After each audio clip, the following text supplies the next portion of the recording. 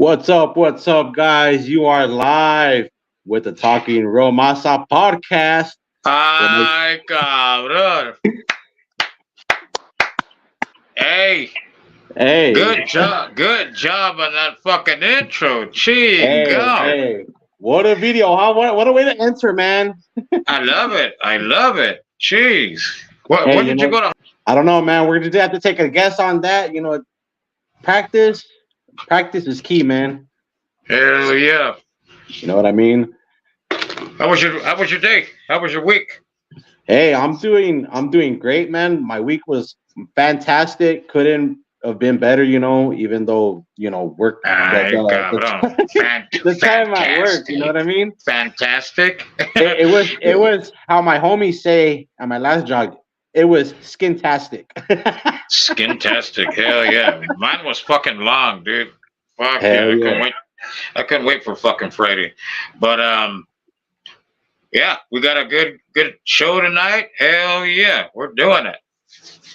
Hey, Hell show off yeah. some of that shit you got from EBOY Customs. Let's see it. Hey, shout out to EBOYZ Customs, man. He hooked us up with some merch, some merchandise here. We got some shot glasses, with our logos on them.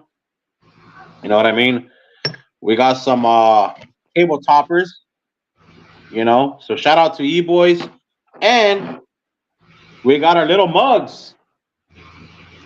Oh fuck yeah, hell You know yeah. what I mean? You know what I mean? So hold on. Let me take a sip. Because you know what else? It's Happy's Mother's Day, man. So I'm going to take a sip for the mothers. You know what I mean? Fuck yeah. Happy Mother's Day to all of you. And there is liquid in here, guys. Check it out. I ain't faking. If your mother is up there in heaven, happy Mother's Day to her too. Happy Yes, sir. Yes, sir. Heavenly Mother's Day. That's right. From the Talking Real Masa podcast. That's right. Yes, sir. Yes, sir. I'm gonna go see my mom next week. Hey, man, a lot of the mothers ain't here. But you know what? We still got to celebrate them too, Because Oh, yeah. without them, we wouldn't have people like Monopoly Man or anybody else like that. Any mother, you know what I mean? At this point.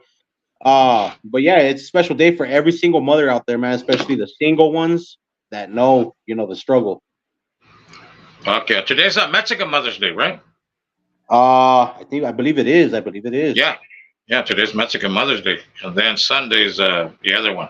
But yeah, happy Mother's Day to everybody. Fuck Yes, yeah. sir. What you got planned? This weekend I'm gonna clean the yard up a little bit, and then probably do a little barbecue. Who knows? We'll see what happens. Hell yeah, so a barbecue is always good. Oh yeah. You know, You as get your- Mexicans, we barbecue for anything. Oh yeah. All right, you get a Yeah. haircut. Hey, let's barbecue. For real, man. Right?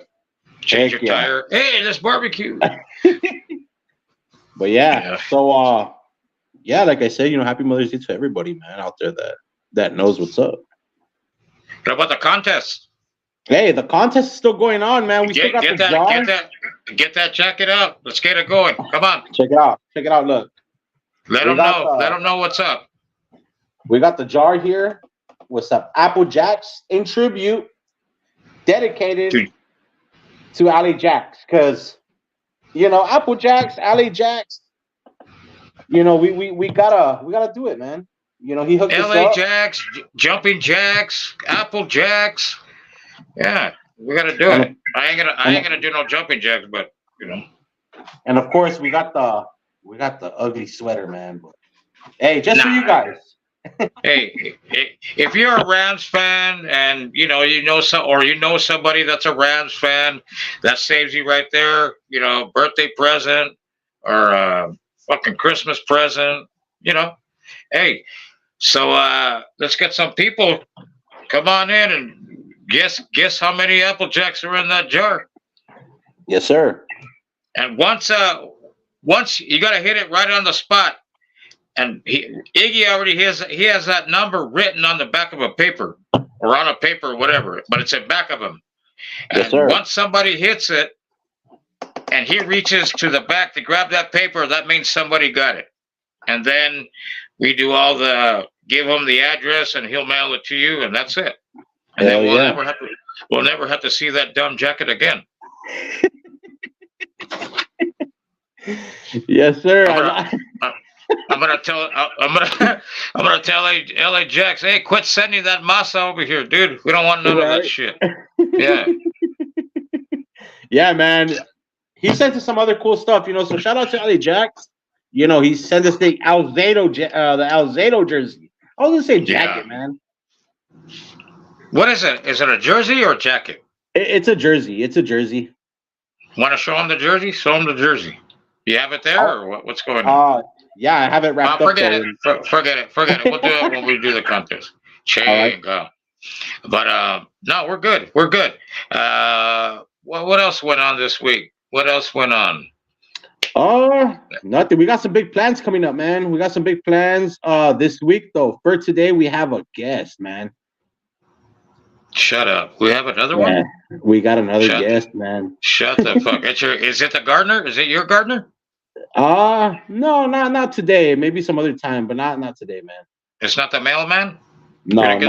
Fucking our next door neighbor? No? No, not our next door neighbor, man. I don't like my neighbors, so we ain't gonna get them on. Hey, I want to say rest in peace to, I don't know if you heard, well, you probably don't know about him, Sam Rubin from Channel 5 News. He did all the entertainment for fucking 30 years, dude. This guy was a badass, and he was a good guy in his craft. A lot of fucking a lot of people in the entertainment business know this dude. And rest in peace to Sam Rubin. I used to watch that dude all the time too on Channel 5 when I lived out there in Califas. Yeah, so rest in peace to Sam Rubin. Condolences to his wife and his kids. And I heard this guy was a big family man, so he's gonna be missed. Yeah, it's all over YouTube and everything. I mean, yeah, they've been putting it up. A lot of people have been putting it up. But rest in peace to him. Hell yeah, rest in peace to the guy. Shout outs to all the haters. Shout out to all the haters. And you know what else I got for you? Ay, cabrón. Boop, boop. Oh, one of those? Chingo. I got that for them too. Shout outs to all the haters. We love you guys. You guys are awesome. Yeah, you guys are creative in your hating. We love it. Yeah. Hey, just keep making videos on us, man. Keep promoting us out there, because it's free promotion for us. So, you know what I mean? Keep doing your thing. Right. Yeah. But no, I'm excited about this guest, man. He's he's like a I'm gonna say an uncle or an older brother. He's cool, man. I can't wait for this guest to come on. And what else is going on in the news? What else? Hey, is it Minnesota and fucking Denver playing? You know what? I don't know. Yeah, I'm curious on what the score is. I heard a lot of things, man. Football-wise, I heard a lot of things. Chiefs moving, man, and all that stuff. I've been hearing a lot of things here and there lately. Raiders are going to Costa Mesa, no? Yeah, they're going to Cali. They're going back to Cali. Yeah, they're gonna. Yeah, hey, we run Cali anyway, so might as well go over there and practice over there. Yes, sir. But I heard that there was some restrictions. Yeah, I don't know what the restrictions are, but have you heard anything, Iggy? No, all I heard is that they were going back to Costa Mesa. That's all I heard, and something about the contract that they signed that they're going to help renovate the building or something like that. Yeah, because it probably gets too fucking hot over here for them, dude. Especially during these times in the summer, man. Believe me, I know. I used to be 6'5". Now I'm fucking 4'5". Yeah, not good. Yeah. But yeah, man. Yeah. It's crazy. They're going back to Cali, back home. Their home, because we know it's their home. We run Cali. We know that. We don't run from Cali. We run Cali. Yeah, we keep on saying, you guys ran to Vegas. And come on, pendejos. Come on, pendejos. We run Cali. Yeah, man. It's crazy, man, how people be saying some stuff like that, But you got the Rams that left St. Louis. Don't say I said that. Right. Yes, sir. Like the Rams didn't move a lot. They fucking moved a lot too. Yeah. Remember, they were in fucking Anaheim. Hell yeah. Then they took up to St. Louis. Then they fucking came back. Yeah. Same thing with the Chargers. They left the Telecom. But the Chargers are different, dude. They couldn't even fill up fucking Carson, the stuff up. Yeah, they couldn't fill it up. No. I don't know what the hell they're doing over there in Inglewood. But I don't get it. I just do not get it. Hell yeah, it's weird, man. It's weird. I still think the Raiders should have been in LA, and it should have just been the Raiders. You know what I mean? And why would you want two lock teams with fucking 15 fans? Right? Yeah. Come on. How many fucking Ram fans do you know? I know a couple, but I don't know too many. Yeah. And the chokers are worse. Yep. They don't got fans or rings. So they're pretty bad. Yes, sir. But other than that, dude, I'm ready to bring this guest in, and I can't wait to have him. That'll be cool. Let's bring him in, man. Let's give it up. Everybody give it up. Let's give it up in the chats. Give it up for Mr. Gilbert. What's up? Gilbert Escobar, Mr. G. What's Mr. up? G. How you doing, man? How you doing? How you like my community service shirt? I love it. Caltrans. I love Caltrans. Huh? When you get a DUI in California, you gotta go pick up trash on the side of the street. Hey, it's not hot over there for that? Not right now. It's kind of cool. Oh wow! You know, California weather, man. It could be. You could be at the beach in the afternoon and skiing in the morning. In the same. Yeah. Drive an hour away, bro. Yeah. I miss that weather, man. Jeez. Mexicans don't be skiing though, so I don't got no problem with that. we got better use for snow. We make snow cones. Right? Yeah, white people they like to ride it, go on top of it. Not us. We make money from it. Hell yeah. There you go. So do they, but they make more money. They're smart, man. I'm telling you, man. White people. When I come back in a new life, I'll come back as a white boy. Ay, cabrón. Wow. You're gonna call you Gibby. Hey, what's up, Gibby? Hey, what about the Lions? I told Iggy you were a Lions fan. My Lions, bro. Look in the back. The Sarape's got a lion on it. The Sarape right there. You see that? That's Lions. I see bro. that, man. Detroit. I've been a Lions fan since my first team that I was a Rams fan. Roman Gabriel. That was my man. This was when I was in Michigan, 1969. And then 1970. And then after that, the Lions became my team. They've always been my team, even when they're like losing all the time. That's what we call the Lions. They promise to win every week. I go, stop lying. But now they finally did it. Right? Hey, they're looking good. I hope so. I hope next year I hope they do Mas Gooder. Mas Gooder, huh? This year wasn't a fluke. I like that. Mas Gooder. Wow. I hope this year wasn't a fluke. No, I think you guys beefed up the defense, so they look pretty good. But then you guys got the Packers and the Bears to worry about too.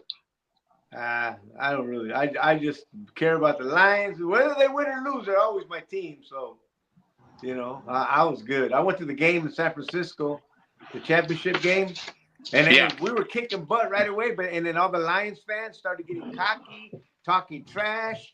Bro, I was like, no, don't do that. We're gonna get humbled. And sure enough, that's what happened. We got humbled, bro. That day I was a Lions fan. I ain't gonna lie, dude. Yes, but the Lions fans got cocky, bro. They got mean, and they turned into Raider fans. Oh, here we go. Come on, Gilbert. Why? Raider fans are rowdy. Why do you think NWA and Cholos use the Raider gear, bro? That's gangster. You don't get more gangster than that. Hey, hold on a sec. I'm gonna go get my Raider hat real quick. You know what I mean? And I'm just saying, Raider fans be talking that masa. Hey, Lions fans, they got Lions that can't talk no masa yet. They were over there trying already, and they got humbled. Hey, on some real though, we don't be talking like on Lions fans like that. You know what I mean? It's more like the hyenas, Oh, the Santa Clara Hyenas. The Santa Clara Hyenas, I call them. You know who that is? Yeah. Yeah. Yeah. They don't like me on here, but oh well. So you were born in Idaho. I kept on thinking that you were born in Michigan. I was born in Idaho, Parma, Idaho. Population right now is like 1,500 people.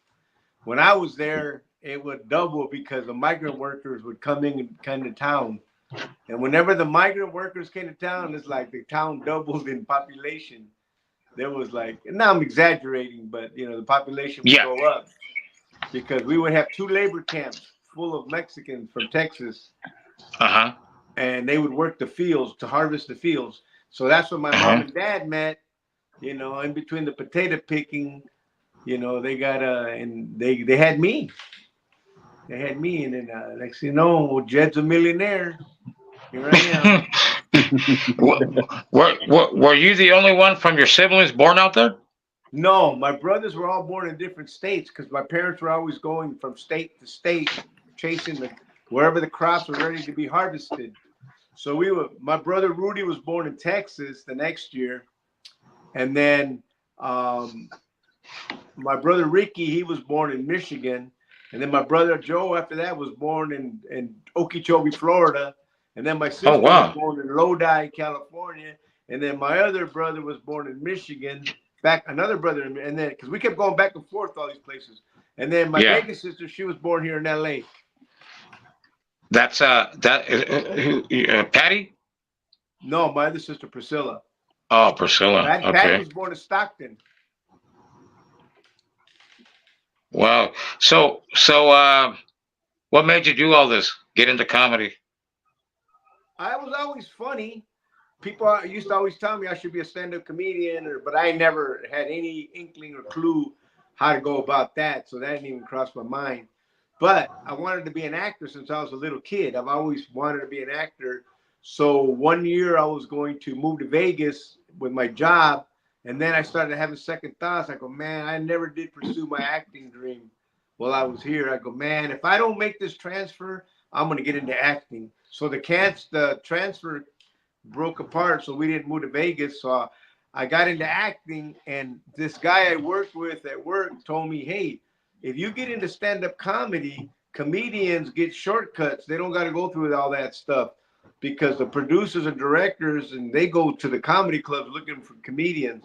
So I got into comedy to get into acting. So being that I didn't know how to get into comedy, I took a class that taught you how to get into stand-up comedy. And that class cost me $350.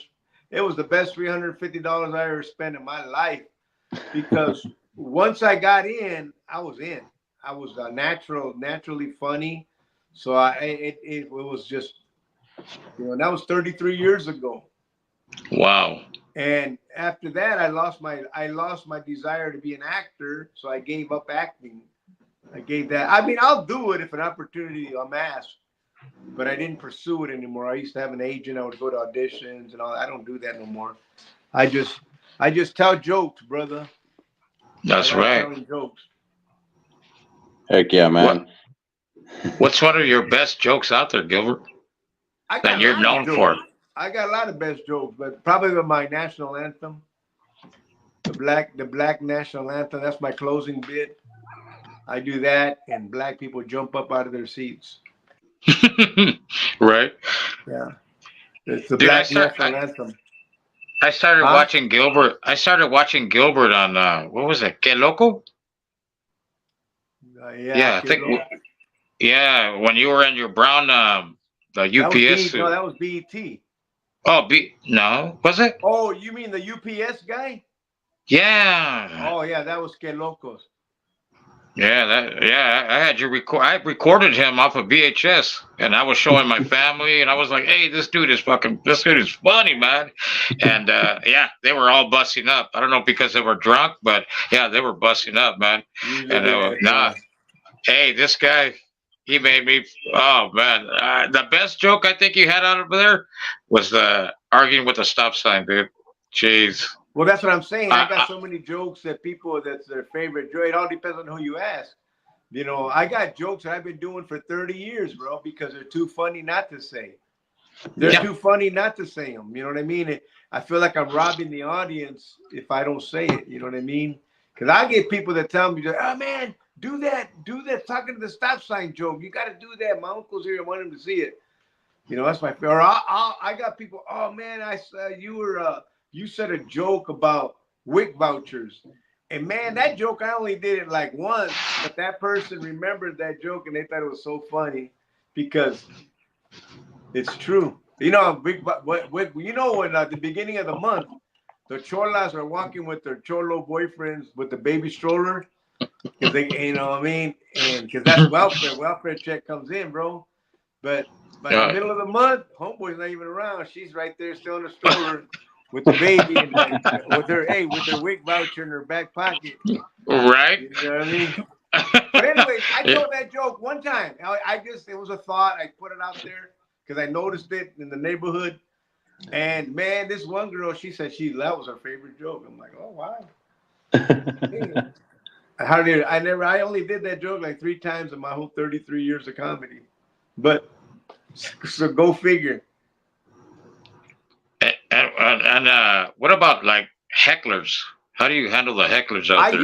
I used to bag on them and put them down and make fun of them. You know, but I found that it's better to not, because they can ruin your show. If you get a drunk guy, which was sometimes what happens, where he's not even responding, he's just interrupting, you can't even do your act. And you got, who's gonna tear into a drunk guy or a drunk girl? You know, I'm not. I used to do that, but I got bored of that. But what I realize now is I just go with it. If somebody says something, I just let them be a part of the act. I won't fight it. And usually they'll shut up because they're like, oh, he's so cool, he didn't mess with me. And they'll shut up on their own. So it's nicer to work with Honey than with what's that one saying? Honey does better or something like that than it's a saying, Cholo, get it. I can't remember it. Yeah. It's something to do. You get better better results with Honey than you do with using a weapon or punishing, you know. So that's basically what I do. And a lot of times you can get funny stuff out of it. A lot of times somebody will say something and I just roll with it and I go with it. I just take it into a joke that matches it, a joke that relates. And then from that joke, I just keep going. So it looks like I just came off on the top of my head, but I didn't. Instead of fighting this person, I just included them in the act. So you performed in prisons. How did you deal with it in there if you got heckled? I've been heckled. You know what? In prison, they don't really heckle because they'll get stabbed. You mess up their show, they're gonna shank you. So, you know what I mean? Everybody's pretty cool. You know what I mean? Nobody wants to ruin it. Look at, there are certain places that are sacred in prison. Usually, the chapel, the visiting room, and when there's like special guests. You know what I mean? Doing that, nobody will mess with those people. Civilians talk. A civilian is safer in a prison. A female even is safer in a prison than the prisoners because they won't mess with civilians and they won't do that.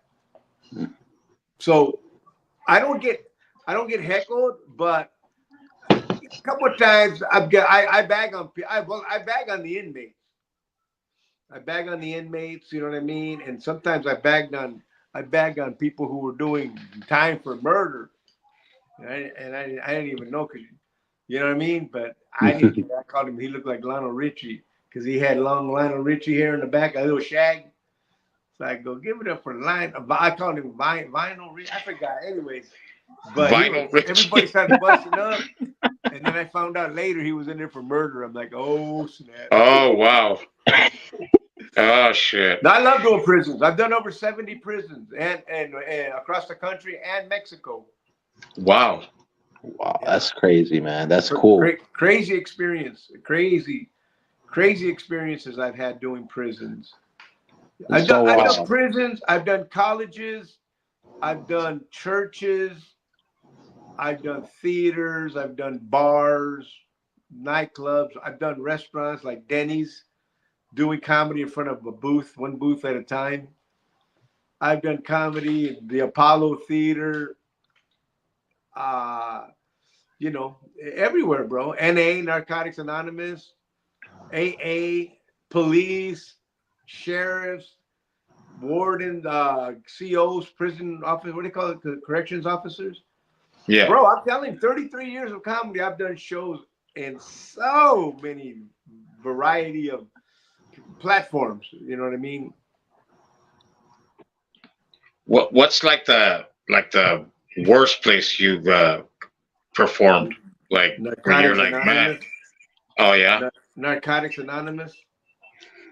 They wouldn't laugh, man. They were all heroin addicts. They were trying to laugh, but they kept nodding out.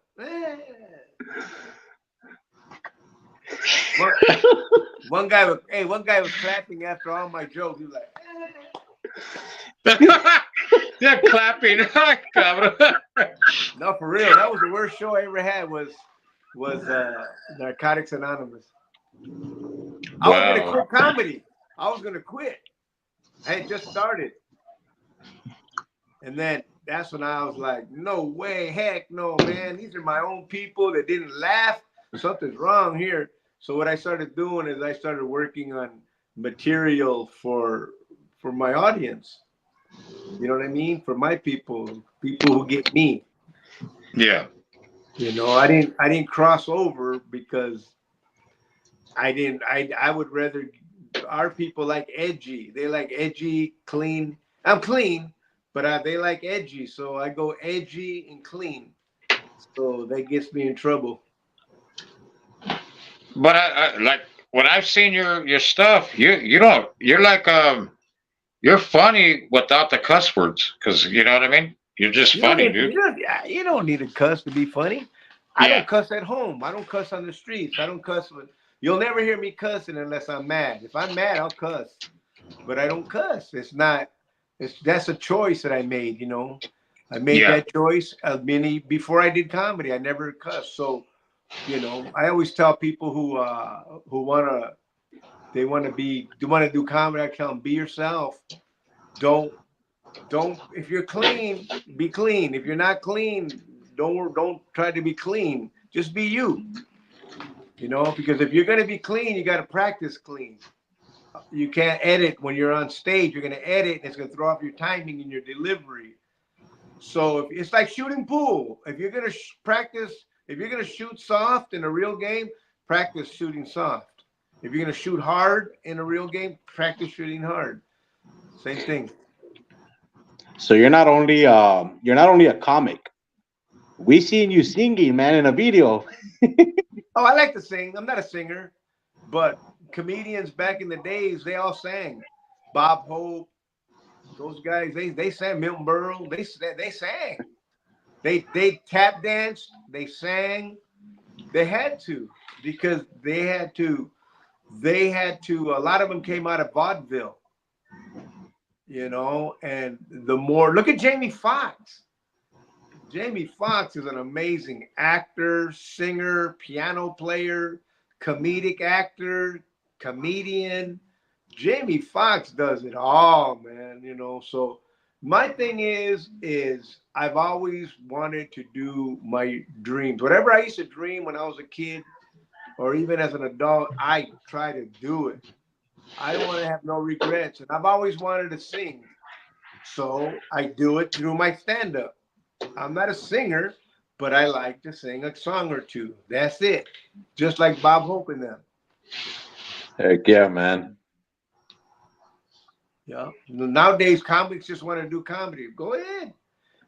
When I've been doing comedy, guys, I got into radio. I did radio. I did acting. I've been in commercials. I've been in movies. I've been in, you know, I did karaoke hosting, just so I can do jokes in between the singers. And then I could sing. I would sing some songs, you know what I mean? Man, I had that place jumping, man. I mean, this place, I would have it packed out at the Acapulco Mexican restaurant. It would be packed out. And when I left, and then the thing fizzled out because I would, bro, I'm telling you, I would do it all. I would sing, I would tell jokes, I would have everybody laughing in between. So I did whatever I could do to make a living. So I didn't want, if I would have relied just on stand-up comedy, oh, forget it. It wouldn't have happened. Yeah, it wouldn't. I don't think it would have. I don't know. I'm just saying. But maybe if I would have focused more just on the stand-up, who knows? But I didn't want to travel. I didn't want to be a traveling comedian. I wanted to stay home. So I had to do whatever I had to do to make a living at home because I was married and I had kids. And some of them were mine. I didn't know whether to laugh at that or not. I had know. Hey, my twin. I got twins. One of them's mine. I got 2 daughters. Hey, your daughter's into singing, huh? What's that? Yeah, your the daughter. little one. My little one. Yeah, she just moved to Vegas. She's gonna be performing out there in Vegas there's a place in Vegas. It's called what's that place called? Oh man, it's by downtown Vegas. It's a little tiny little place. It's called Letty's. Look it up, bro. And Letty's? They got the best café de olla, de la olla. They got the best café de olla that I've ever had in my life. And their food is bomb and it's cheap. Look it up. Letty's Kitchen, bro. Letty's Kitchen. I think I've heard of that. Yeah, we're gonna have to check that out. Check it out. You're gonna thank me. But anyways, she's doing a show right by that place.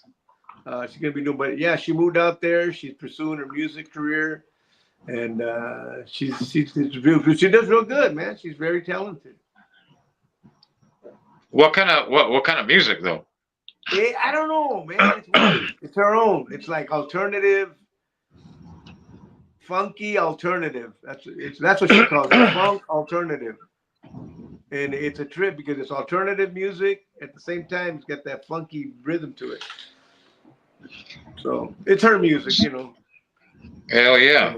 So going back to comedy, who inspired you?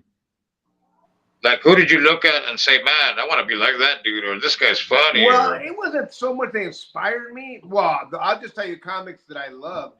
Freddie Prinze, the very first comic that ever.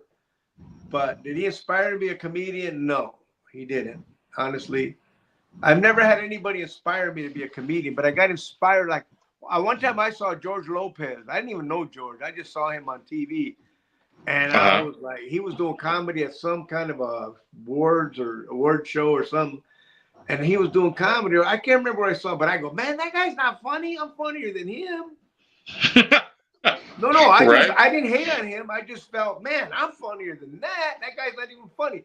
The thing is, he wasn't having a good set that night. Oh. He just his material wasn't all that. It was for TV. But George is hilarious. I just didn't see that part. I saw it was a TV show. And when George is doing television, his material's got to be safer. And that's what it was. It was very safe, that's why I told you when I was doing my show, my comedy was like, I just felt like it was a little safe. I was doing it for the NA, they weren't laughing. So after that, I go, man, I got to hit hard. I can't be, and I got to get edgier or something because I said, I never want to bomb in front of my own people again. You know what I mean? That's messed up when you bomb in front of your own kind. Yeah. Right? Have you bombed like at a comedy club or something? Have you like bombed or like you're not getting any laughs? Maybe not really. Maybe very, very, very low numbers of times that I've ever bombed. And the thing is, when you do bomb though, you become better. If you don't bomb, you can't. It's when you bomb that you grow. And to me, I've always been safe. I've always been safe. I don't cuss. I do very clean comedy. I'm very considerate about things, certain things. But I do like race stuff, and you know that right there is kind of like, even there I got to be careful, because when I say I'm doing an all black audience, I'll do black stuff about black people. I'll pick on them. But if it's only a few black people, 2 or 3, and the rest is all Mexican and white, I can't do that, because it looks like I'm, now they're getting offended because it looks like I'm being a bully. Yeah. That makes sense? Yeah, but, no, I get you. So I'm very careful. I back off so that I don't hurt them. Some people don't care. They'll just do it. They could care less. But I do. I have a lot of, I really care for my audience. You know what I mean? I try, even though it's impossible, you're going to offend somebody with anything that you don't even, like that joke I did about the heroin addict with the arm. I did that one time, and this one guy, bro, he made a bigger deal out of it than I think that needed. You know what I mean? Yeah. But you're going to get that, bro. You're going to offend somebody no matter what. However, I'm very considerate. So that right there also keeps me on the safe side. You know what I'm saying? It keeps me, you know, I could go places that I don't, because they're either too dirty, or they're too offensive, or they're too controversial. Like politics. I won't touch politics. I won't touch abortion jokes. I won't touch none of that. I don't like to even do jokes about the Bible, even though I do churches. You know, I just don't. I'm very sensitive to, you know, I don't want to play with the Bible, bro. yeah, no, exactly. You know what I mean? So how do you think Don Rickles got away with it? Because it was okay to do it back then. They weren't politically correct like they are nowadays. Nowadays, people get offended too easy. My tree trimmer got mad at me because I call him a tree trimmer. It's not politically correct. He said, I'm a branch manager. I'm a branch manager. People get offended by anything. Girls get offended if you call them a girl nowadays. They don't identify as a girl. Same thing with boys. I don't identify as a boy. I'm like, man, okay, relax, man. It's like a Mexican. You know, you tell them, you know, oh, you're Hispanic. I'm not Hispanic, stupid. I'm you know, I'm not a white boy. I'm a Chicano. Are we talking about Mexicans or Mexicans? Mexicans. I like that. Mexicans are the worst. They get so offended over any little thing. Mexican audiences are so, they get offended, or you know, you can make fun of anybody else, but you make fun of them, a lot of them don't like it. Yeah. Oh, you're only putting down our raza, you're putting down our people. So I'm not putting down our people, I'm putting down some of our people who act like that. Yeah. Right. I mean, if anyone shouldn't like it, it's them. And at the end of the day, they're just jokes. People nowadays are too messed up in the head.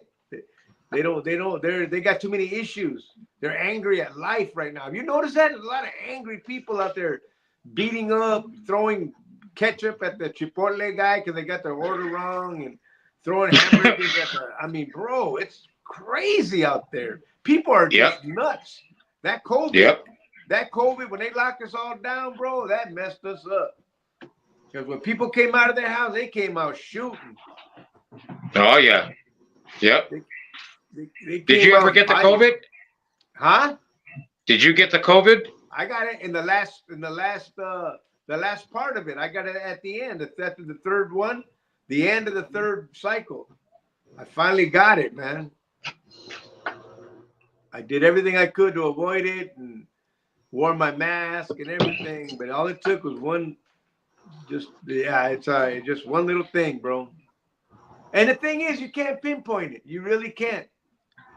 You can't pinpoint it. And they're saying that we're supposed to be getting worse stuff, man. That's crazy.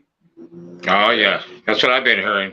Yeah. So I'm stocking up on top ramen and refried frijoles in a can. Me and the roaches are gonna be the last ones here, man. Yeah. Right.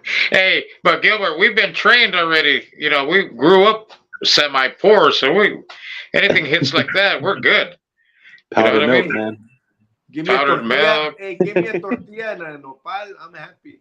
Hey, so Mr. Go ahead. Mr. Gilbert, you were the first Latino and semi-finalist on BET's. How did that feel like? Oh no, I was the I won the very first Latino comedy search at the Ice House. I won the first one. But with BET, I was one of the few Latinos that they put on the best of Comic View.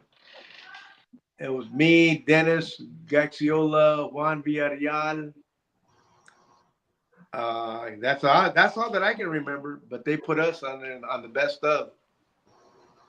That felt good. That felt really. You know the thing is, they only paid us $150 to take. Oh wow! Right? Yeah. So, but people think you got money, right? So one time I remember, I went to the Great Western Bank. Remember Great Western?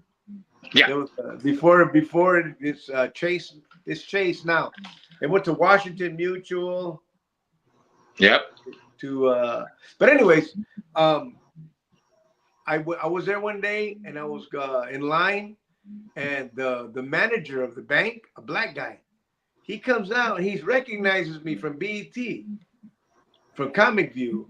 He went crazy, bro, in front of the whole customers and employees. Oh, you for BET, you for Comic View. He forgot he was a manager, but turned into a straight up fan, bro.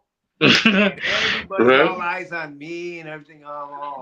Guess what I'm there to do, man? I'm there to cash my unemployment check, fool. That's embarrassing. That's embarrassing. Here, sign your autograph in the back of your unemployment check, the lady said. Right. That's messed up. Dude, now you talk about coming from here.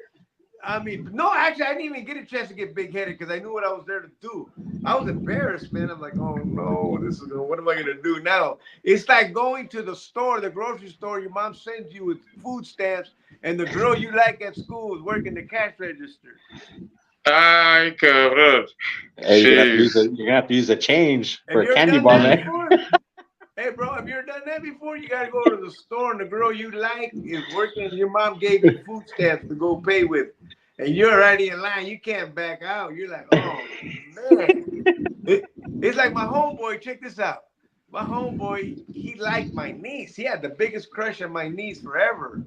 You know what I mean? But he never said anything. He was just in a down low. You know what I mean? You know, he was afraid of her. You know what I mean? So anyways, one time this fool goes to get his, enema? What do you call that? Enema or the colonoscopy thing? They stick that thing up that tube up your butt. Yeah. Turn out gas. They give that to him. Guess who it was? He turned around. It was my niece, homeboy.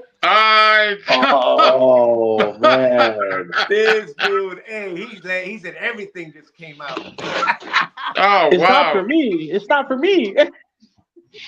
That you got you, huh? That's messed up. Yo. So anyway, that's a comparison. What's the most embarrassing thing that's happened to you on stage? Like where it's like falling. Oh, you fell? I fell on stage in front of the whole audience. Was it like Huh? Was it like a Juan Gabriel fall or was it just a regular fall? No, I tripped on one of the steps, so I fell forward in front of everybody. Oh wow. And everybody was laughing, and we were always taught in drama class, when you mess up, you keep going like if nothing happened. So I just don't want to go on. So I just laughed it off. You know, hey, all right. Like I meant to do that. But that's about it. That's about it.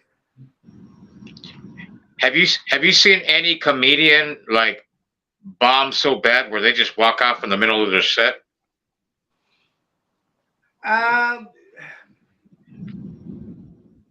Not really. I mean, I've seen people just say, "All right, thank you very much." I do when I'm not having a good set, because I've done that where I've one time I did this show and I remember nobody was laughing. It was only a few people too. There was like 3 people. They were from 6 people, but they were from Central America. They have a whole style, language, everything. You know what I mean? They don't even, you know what I mean? They were all speaking Spanish, and I'm over here with the stage is way far away in the dark. And I'm over here doing jokes, bro. And the guy was going to pay me $500. This is a long time ago. He was going to pay me $500 to go do this show, right? But these people weren't laughing. I go, this ain't even working. So I go, all right, thank you very much. And I didn't keep going. I know when to get off. You know what I mean? There's comics, they won't get off till they get a laugh. Those are the worst ones. But I ended up walking off the stage, and the guy came to pay me my money, and I go, no, I don't do that. If I don't work, I don't get paid. You know what I mean? So I didn't take it. He's, oh, thank you. Wow, you know, it's that. Because I didn't feel I deserved it. You know what I'm saying? But I don't know. I've known people that, one guy, when I first started, before I started doing comedy, we went to a comedy club, me and my brother, and there was this comedian who was he started messing with us. They set us right in the front. Oh, forget it, man. My brother tore him apart. And so the guy couldn't get into his rhythm because my brother already he had the audience laughing at him. But my brother was bagging on him. So the guy couldn't get a laugh because he got mad and walked off. Because he wasn't, I don't know if because he was bombing or he just couldn't, he was so upset and embarrassed, he just walked off. But that's that's another reason I got into comedy, because when I did that, I went, they asked, because we were doing it to all the comics. And then they asked if anybody wanted to get up and tell a joke. I go, I do. So I jumped up on stage and I told a joke. And there were these two guys who were sitting on the front row, the front with their feet on the stage, two stoner guys. And these guys didn't laugh once at any of the comedians. But when I told my joke, these dudes spit their beer out of their mouth. And that's when I said, oh, man, I want to do this. I can do this. You know what I mean? But I never went. I went back one time to do open mic because they said they had open mic. So I was going to go do that just to get up there and just talk. You know what I mean? Because I had been to a couple of comedy shows. Now I'm getting, oh, okay, this is what they do. The first time I walked into that club, though, at the Improv, Brad Garrett was on stage. You know, the one from Everybody Loves Raymond? Yeah. He had just won Star Search. Oh, wow. Yeah, he won $125,000 or $100,000. Anyway, so I walked in, homeboy starts messing with me. So I started messing back. I started throwing, and I got a laugh. He goes, hey, I'm the comedian around here. You know what I mean? So, you know, I just said, well, then do your comedy. Don't mess with me because you don't want none of this. Homie. You know what I mean? I mean, I didn't say that. I was just saying to my, you know, I was like, then leave me alone. You know what I mean? You don't mess with me. You know what I mean? But anyways, that's when I was like, I went back. I wanted to get I took my brother this time. And then that's when I go, you know what? I want to come back and try this. But when I went back, they didn't have it. But I saw this comedian go off on somebody in the audience, on a guy and his wife, and I never went back to a comedy show after that. Because I said, if any comedian were to talk to my wife the way that comedian was talking to that patron, I would go to jail. Right. I would get up and smash a bottle of beer in your face and go to jail. That's what I was thinking. And because I was afraid of going to jail, I never went back. I said, oh, heck, you know, because that guy was saying some mean things, bro, to this. The guy wasn't even heckling. Him and his girlfriend, they were talking because I guess, you know, they were whispering, and he didn't like that. But anyways, I lost my everything for comedy until later. Years later, I wanted to get into acting, and that's how I ended up taking that class. Speaking of classes, now I'm going to be teaching a class. Yeah, let them know about that. Because I heard about that. They got this program where they want to teach the locals how to do stand-up comedy. So they hired me to come in and teach people how to do stand-up comedy. So I'm basically going to do the same thing that I learned. I'm going to pass on how to get in the business, what the business is about, what to watch out for, what to do, what not to do. You know what I mean? How things work. I'm not going to teach you how to be funny, because in stand-up comedy, you don't have to be funny to be funny. You don't have to be funny in life to be funny. How many Theos do you know that were always angry? You know, how many Archie Bunkers do you know? Your George Jeffersons. They're always complaining and venting. That's what comedy is, venting. You're venting. This is your opportunity to vent. Say what you've always wanted to say about whatever you wanted to say. And if nobody gets it, it's okay. Pretty soon you'll come up with a premise that people will relate to. You know, or you're going to say something that, like, for example, you know, like when I get mad, what gets me mad is when I'm driving and somebody cuts me off, and right where I was going to hit them, they got a big old dent right there. I was like, really? You didn't learn the first time? You know what I mean? You know, this is proof you've been here before. But, you know, little things like that. It's not even, you know, what's funny is because it's true. That's all. And when something's true, it's funny. You know what I'm saying? It's not what you say, it's how you say it. And then again, that's if you want to be funny. But if you're not funny, then focus on what you say. Say something funny. You know what I'm saying? What's funny to you? Talk about it. Isn't it funny that people will ask you a question like, you're sitting on a newspaper and they'll ask you, are you reading that? You know, why don't you just get up, turn the page, and sit back down, say, yes, I am. Right? That was a joke that made David Brenner. David Brenner was one of his most famous jokes. He said that happened to him on the subway. But it was so ridiculous, you laugh at it. Yeah. So you laugh at the ridiculous. You laugh at that. You laugh at things. There's different reasons that we laugh. We laugh at the guy slipping on a banana. We laugh about the guy who's bringing out the hypocrisy in politics. Because what he's saying is so true, it makes you laugh. You know what I mean? Those are people that do that. What's his name? Jimmy Kimmel. Jimmy Kimmel. Yeah, there's Bill Maher. People like that. They do a lot of there's a lot of comedy. They do a lot of political humor, satire, or whatever you want to call it. A lot of political humor. And that's them. I don't like to get off into that. I'd rather just I'll make you laugh by the silliness, silly, dumb stuff that I find. I like to, sometimes when you tell the truth and you say it so you over emphasize, you know, that's what makes it funny. When you take make it more dramatic. Yeah. You know what I mean? When you exaggerate the truth, I call it adding tapatio to the truth. That's what comedy is, just telling the truth, but you add tapatio to spice it up. Richard Pryor, and you know, like for example, Richard Pryor was both funny with how he said things, but he was also funny with what he was saying. See, when you can do both, like Gabriel Iglesias does that. He makes little noises. When he's telling you a story, he's making the noises of the girl walking in the high heels. You know what I mean? And you imagine her. He creates theater of the mind. That's what he's doing. That's another thing that makes you laugh, when you create theater of the mind. When you let people know, like for example, Lucy and Ricky. When Lucy's hiding in the closet, and they're gonna play a trick on Ethel.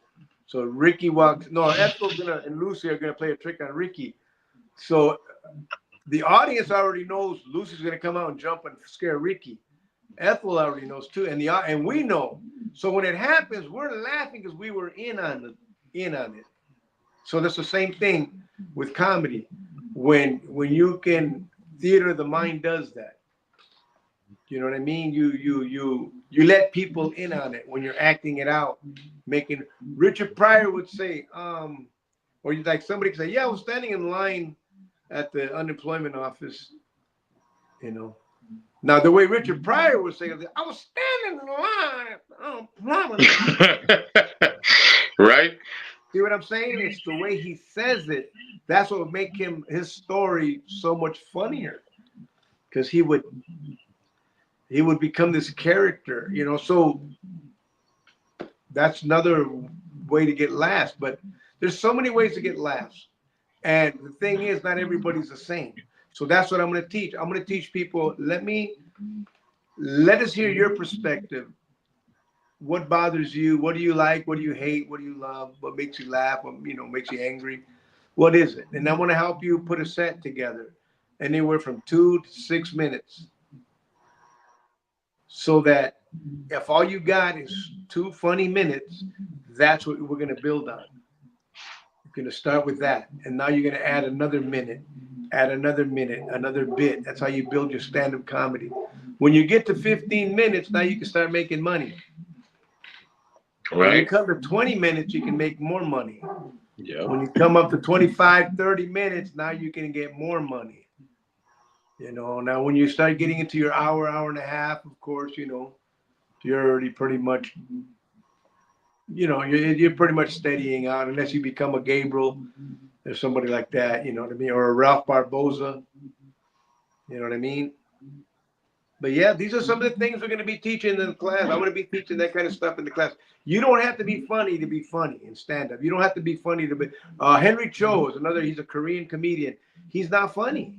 He'll tell you, I'm not a funny guy. I like to write what's funny, though. And he writes comedy. He writes it and he delivers it.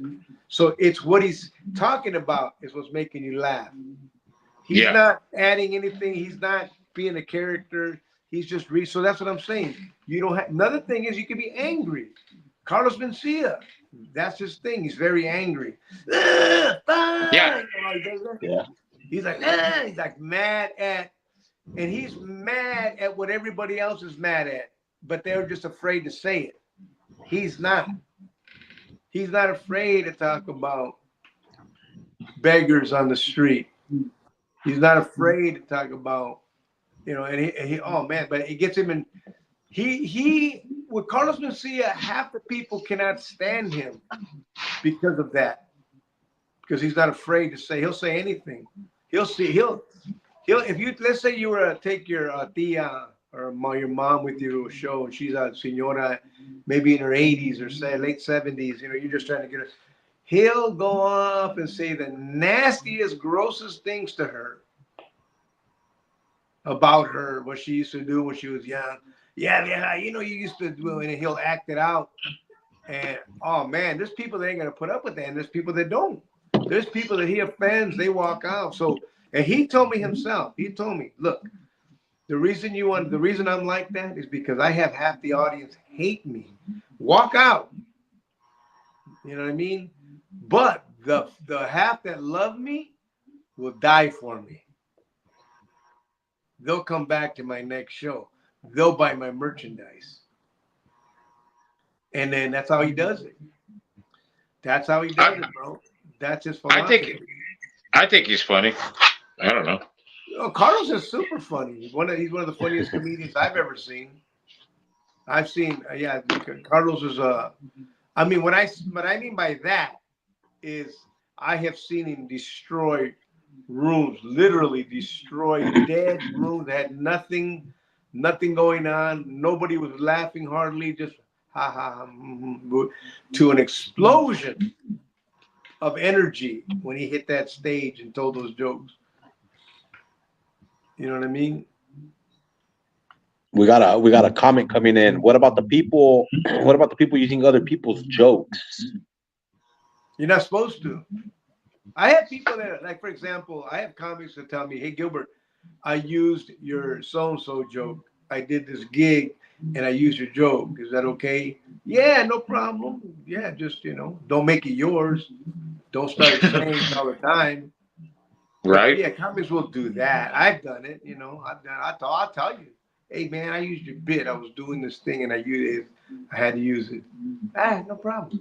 You know what I mean? Yeah, I don't, but you just can't go around, because I've called comedians that I saw do if I see you do somebody's bit, but if it's your strongest bit and they're doing it, I'll say something.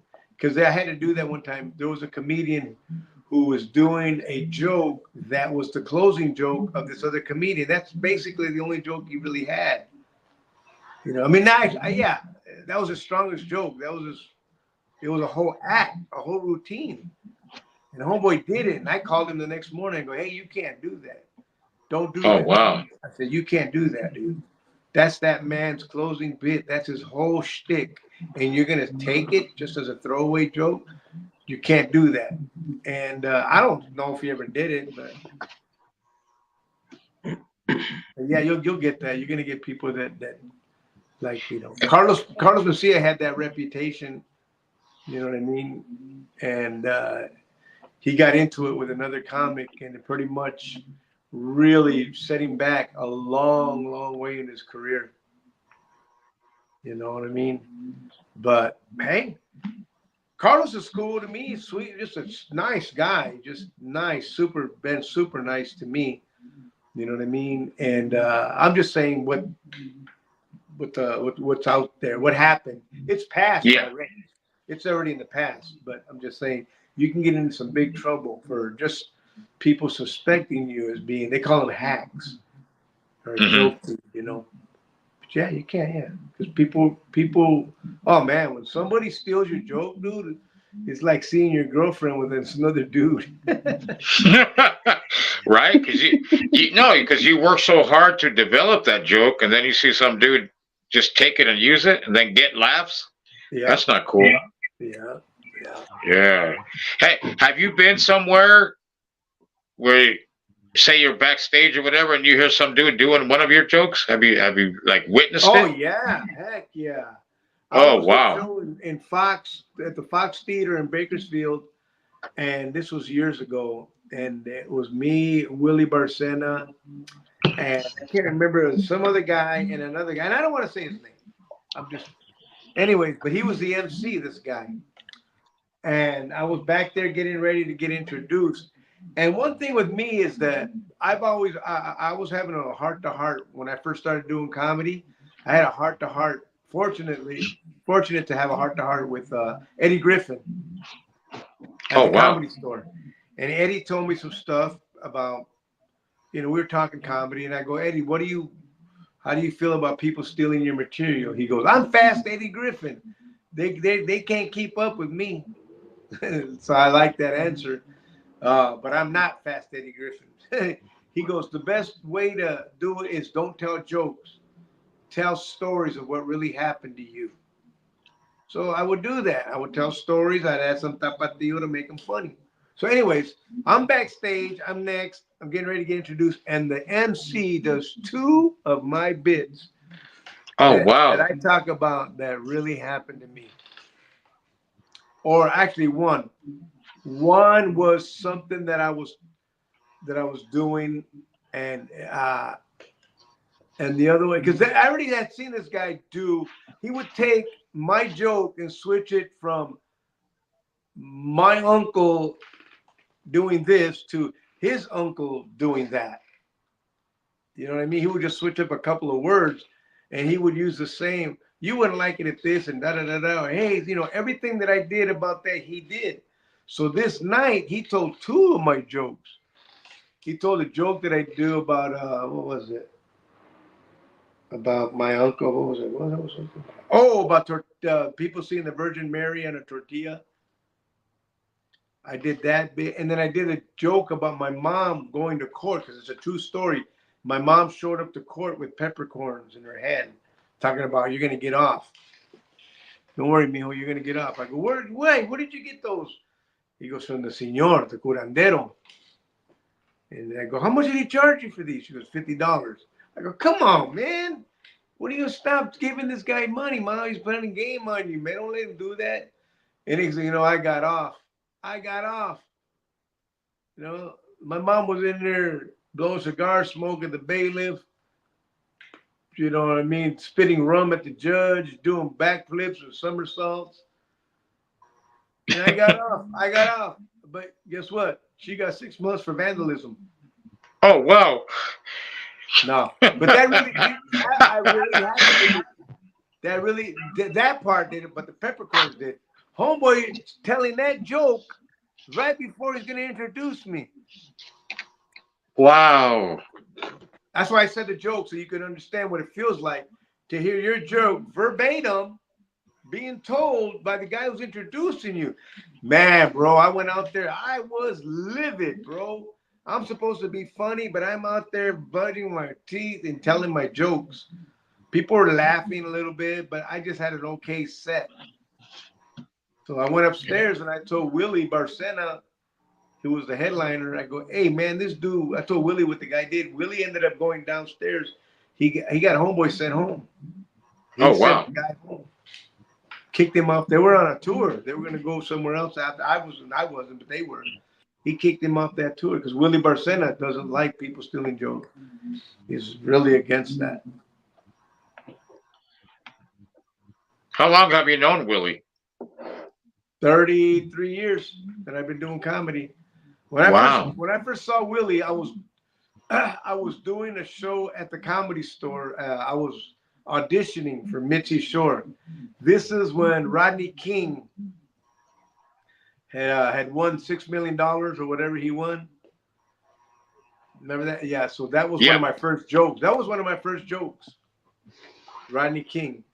But anyways, Willie was there now at my audition, and I did really bad in my audition.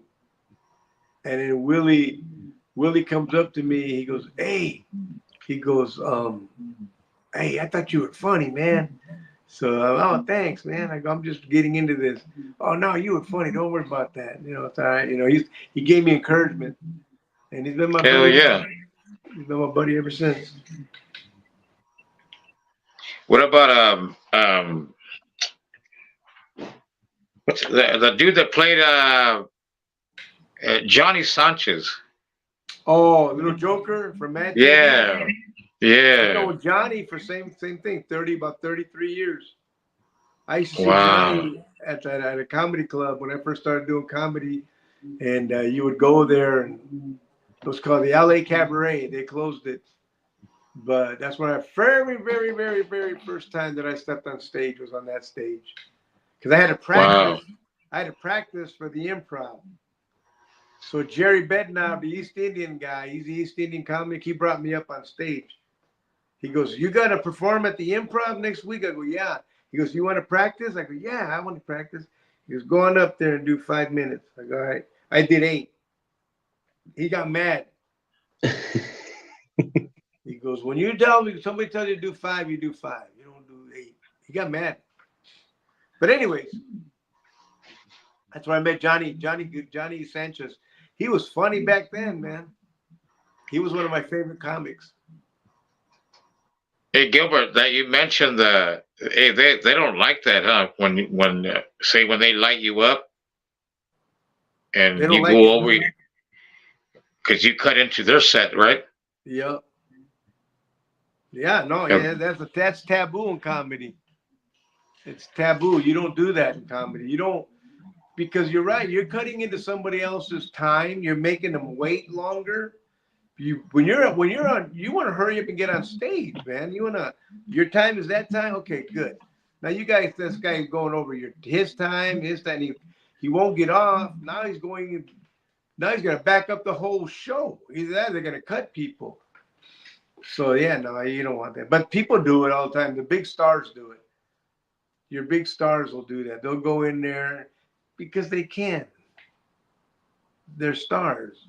Who's going to tell Robin Williams to get off the stage? Who's going to tell David Chappelle, all right, get off the stage already?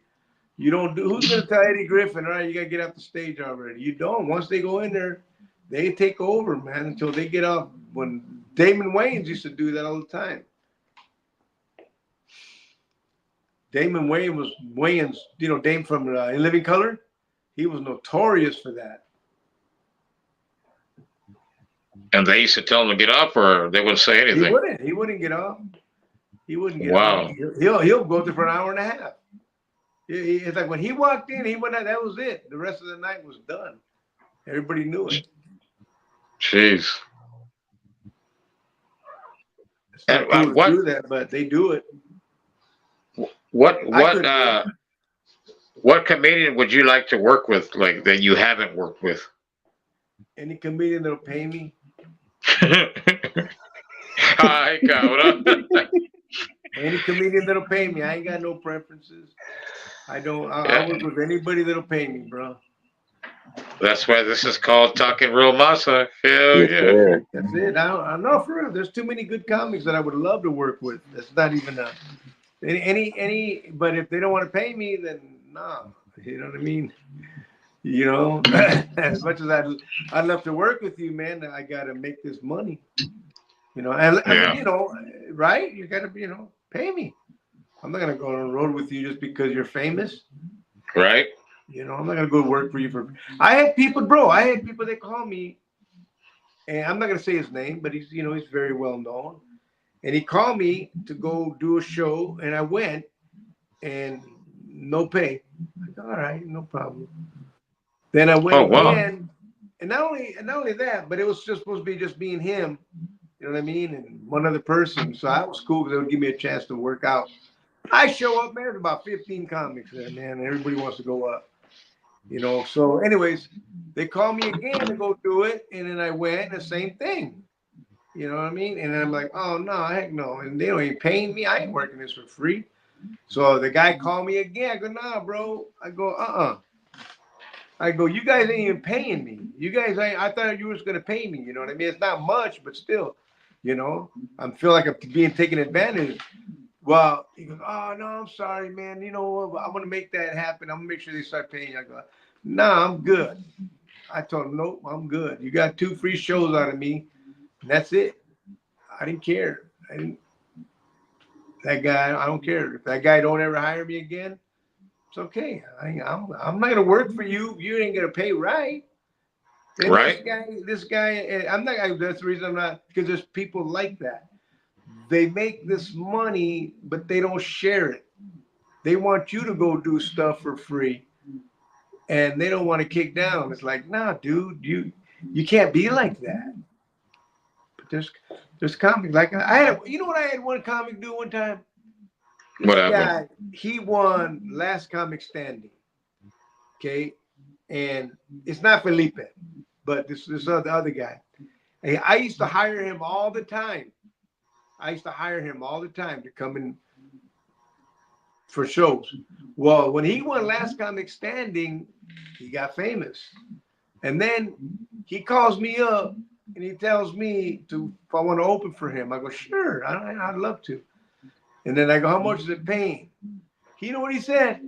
He said, well, I thought that maybe giving you the opportunity to open for me was pay. I just laughed. I laughed and I hung up.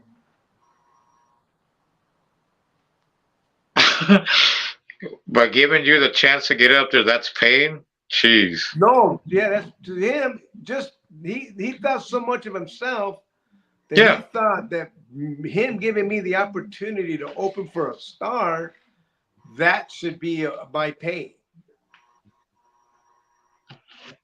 That, you see what I'm saying? Do you get it? Yeah, that's not cool. No, so that's what I'm saying. I just hung up.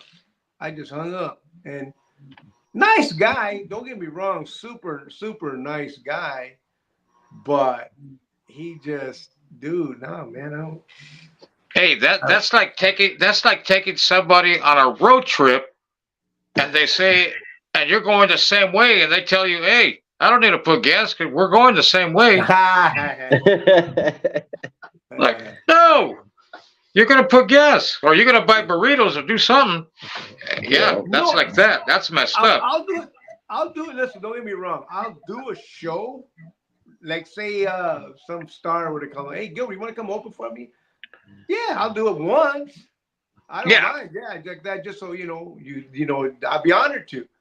But help if each you're other out. hiring me, thinking, oh, you're not gonna pay me, we can't do that. I don't. You know what I mean? I don't work for free. You don't either. You don't work for free. But you know. Well, Steve does. Hi, Cobb. Yeah, I volunteer everywhere. Hell yeah.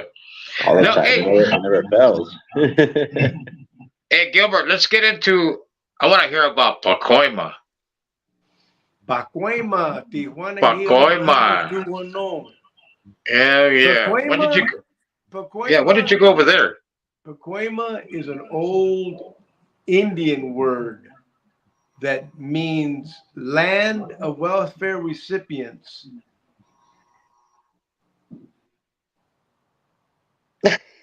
It's a joke, perro. Oh, Chico, I was like, hey, I got relatives that live out there. Land, land of welfare recipients. If you got to explain the joke, it's not funny. Sorry, guys. Hey, I got relatives that live out there in Pacoima. Sorry, guys. He didn't mean that. Pacoima is out there next to San Fernando. Back in those days, it was all orange orchards. It was all orange, nothing but farmland. And black people and Mexicans, they could not buy land just anywhere. I don't know if they couldn't afford it or they weren't allowed to, but they would allow them out there in the farmlands, Pacoima, San Fernando. Mexicans could buy homes there. That's how Pacoima got there.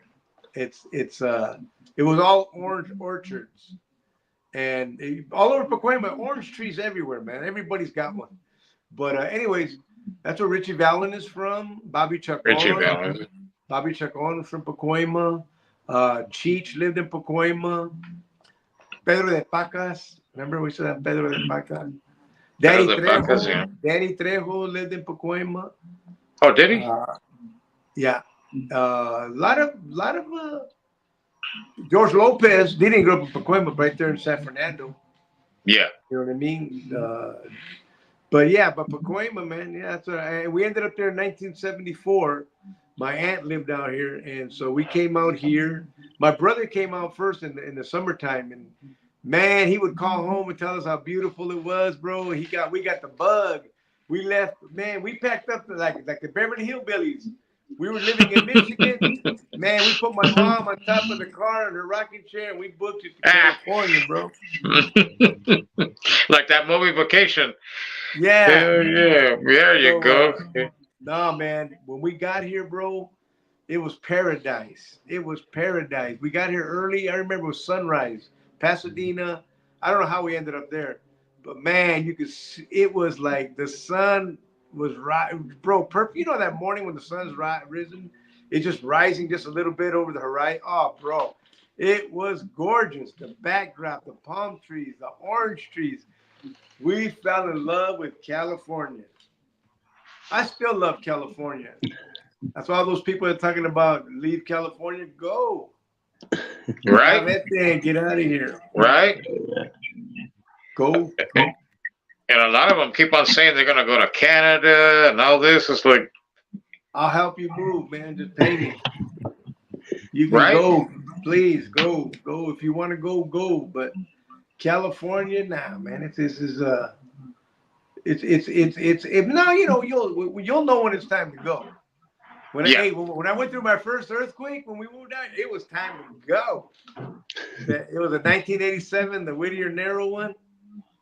Man, bro, I ain't never seen anything shake so hard in all my life. Oh, dude, that was scary. I said, you know what? That's it. I'm out of here. I'm going back to Michigan. Hey, so back in the day in Pacoima, we're talking back then, when you growing up during the gang, the whole gang era, how did you overcome that? Well, you know, it was like, you ever seen Pinocchio? Yeah. Do you remember when those two delinquent fox, he was on his way to school and hey, what are you doing? Come with us. Let's go have some fun. You know what I mean? We know where the fun's at. Let's go. Come on. You don't need school. Remember that kind of stuff? Yeah. Well, that pretty much happened to me. There was these two gangsters that were there from a local gang, and I had been fascinated by the gang thing already because I saw it all around me. I was fascinated by the power that this group of guys commanded, the attention and the power that they just, you know, when you see a gang of guys, bro, 20, 30 guys walking with shades on and their girlfriends by their side, got their Pendletons over their arms, bro, and everybody's moving out of the way for them. Dude, that's electrifying, bro, especially for a little kid in the hood. And so I already had that fantasy already. So when these two guys, I invited myself, actually. No, they invited me if I wanted to go hang out with them. I go, yeah, let's go. Man, next thing you know, I was in that gang by nighttime. I was in that gang. Wow. I got in there just like that, and then I started getting indoctrinated and started hearing all the conversations and realized, oh, okay, that's how. Okay, I want to be like that. I want to do that. I want to have stories. I want to go to jail. I want to go to juvenile hall and tell stories like the homies. Remember, they would tell stories, or they would, they would tell jail stories in juvenile hall and YA stories, and you're like, I can't wait till I go to jail and have my story. So Right. that's basically what I went through. What's that?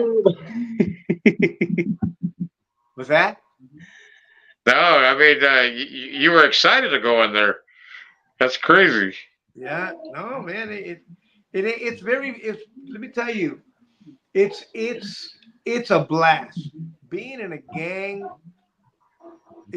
you're talking about adrenaline to the max. When you're getting shot at or chased by the cops or by your rivals, you will know what it feels like to have your adrenaline so high, you can't even run straight. Wow.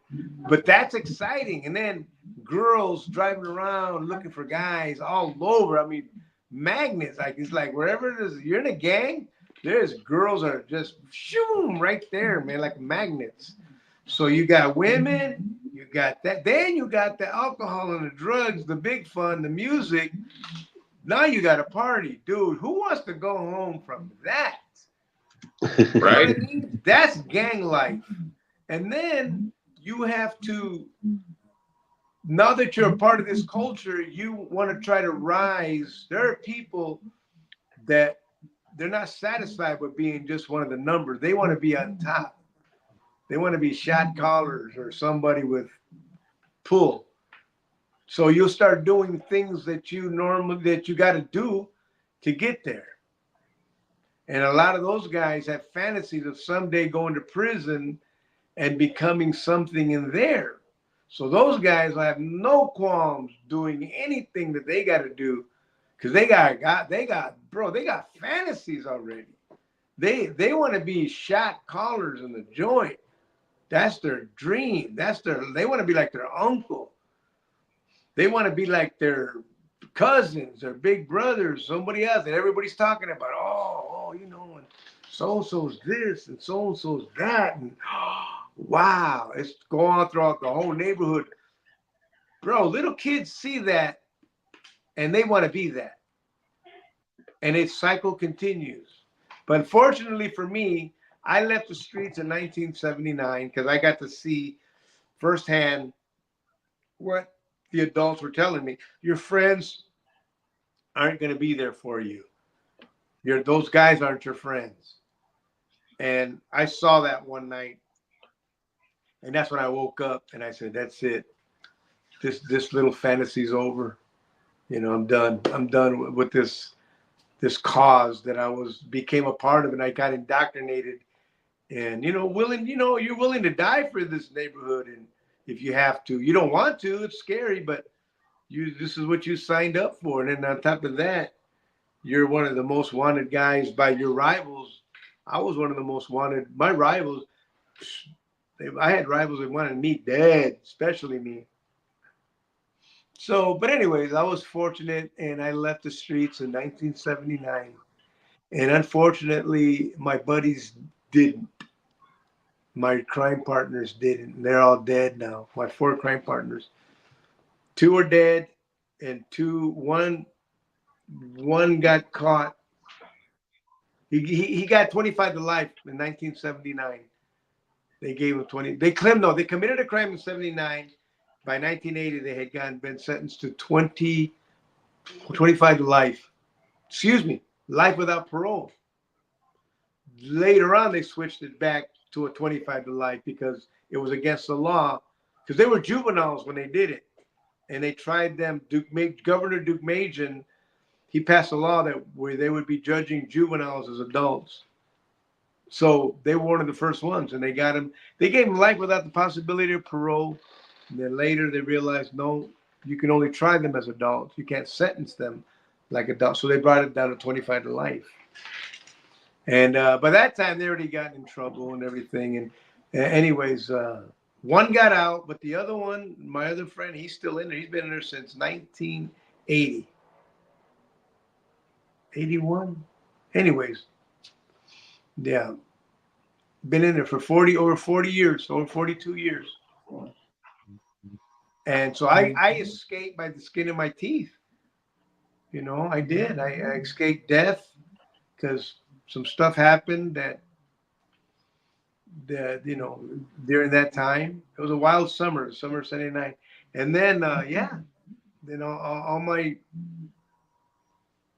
friends they died. You know what I mean? I got out. In 1980 was a new beginning for me. 19. You know that word that number 8. They say that's a number of a new beginning. 6 is a day. No, 7 is a day of rest. 7 is like a completion kind of a thing. It's a number of completion. 8 is a new beginning. Well, that's pretty much what happened to me in 1980. I became an adult. I turned 18 years old. So that was literally, but that's why I changed. I woke up, I said, okay, I am no longer a juvenile. I am now an adult. If I do a crime now, I got to do adult time. I got to, you know. So I go, I'm no longer going to get a slap on the wrist like I used to. That's why I used to do what I did. You get a slap on the wrist. So now I go, no more slap on the wrist. So I got to straighten out. And I did. I straightened out. I had to go through a few obstacles, you know, but I did. And in 80s, the 80s too were the beginning. America, it was a new beginning. Remember that? You remember that's when when Ronald Reagan came into office and they freed the hostages. America ended the 70s we were held hostage, literally at a standstill. But when Reagan took over, they released the hostages, and America was like a brand new. They just look at the 80s. No wars in the 80s. There was no war. The music was really cool and fun. The music was at its best. It was fun music. It wasn't gangster rap. It wasn't all this calling girls outside of their names. It wasn't pornography on any TV nowadays. You know, they didn't have, nowadays you got pornography on your phone for free, no matter how old you are. You know what I mean?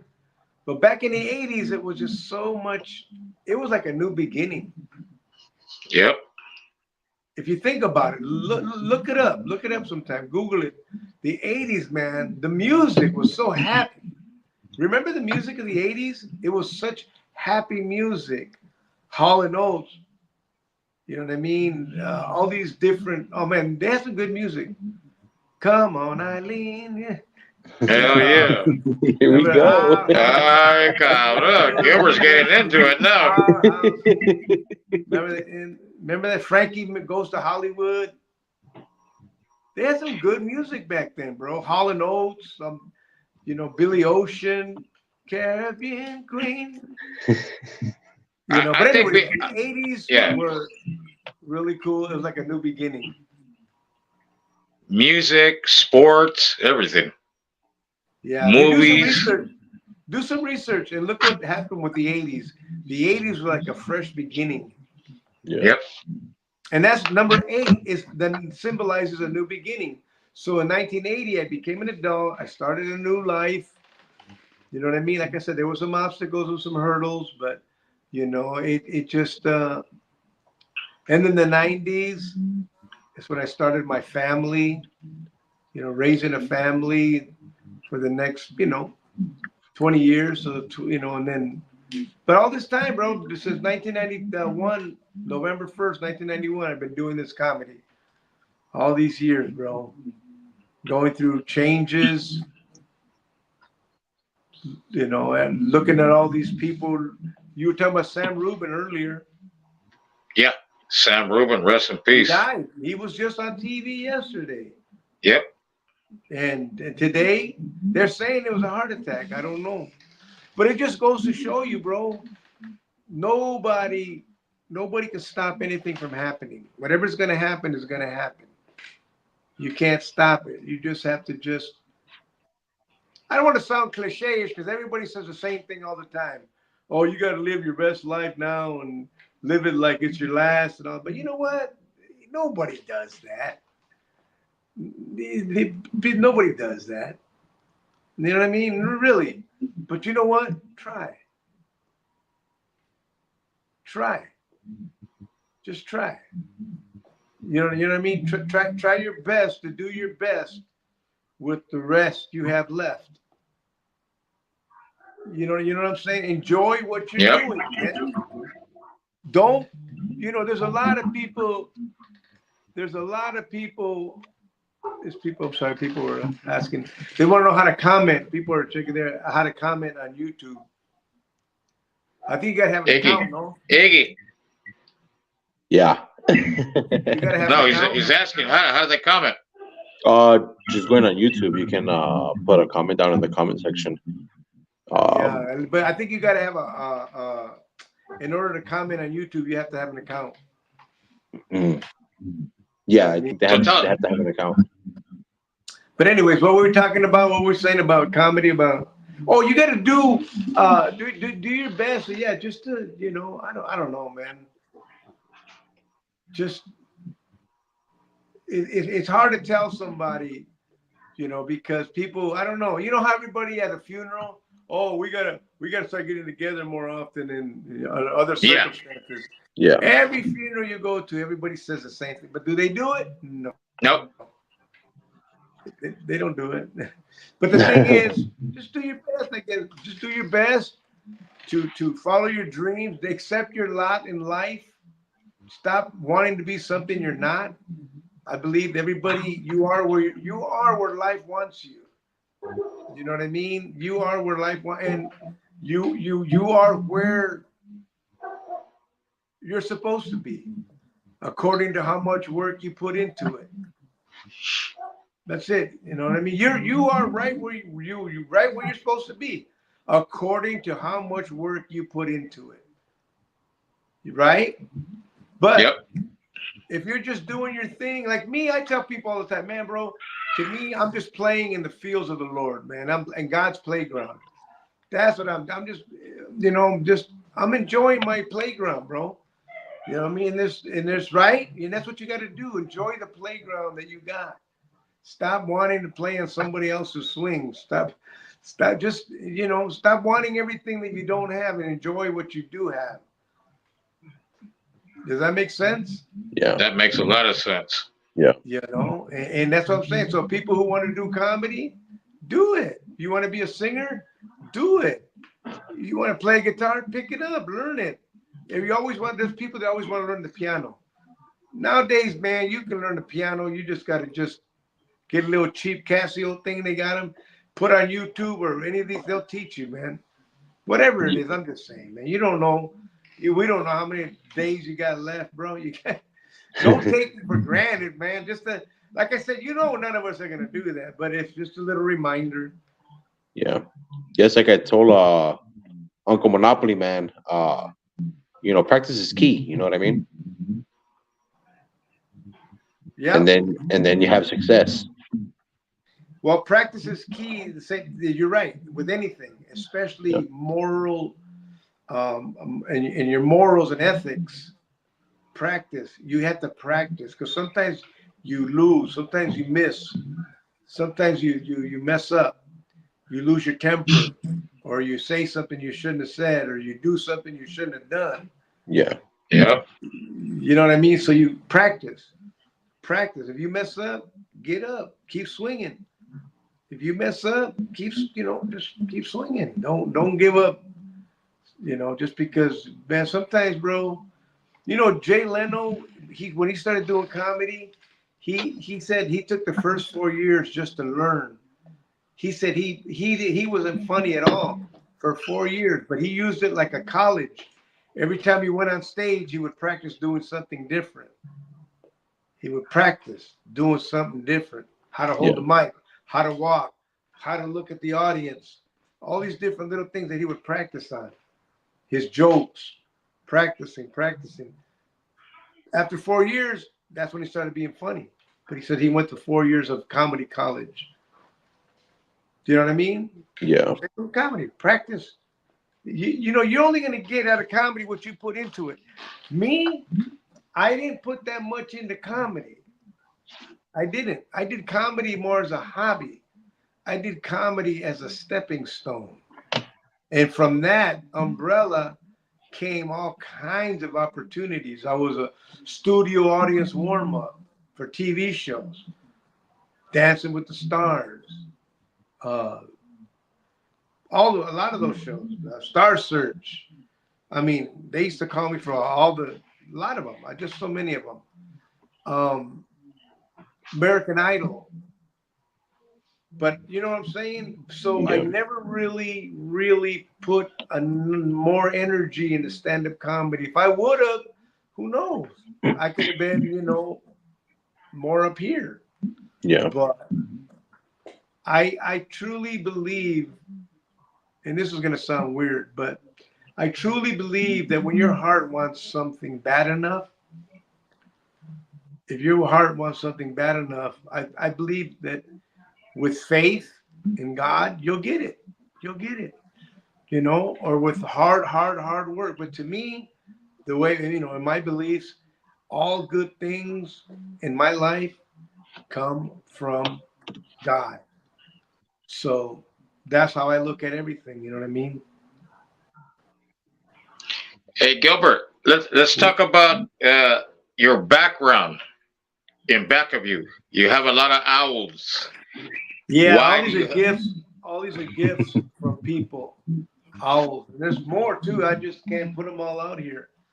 But they Can you all talk came from about? night owls from the show that I do. I do the Night Owls Coffee, G's Night Owl Coffee Show.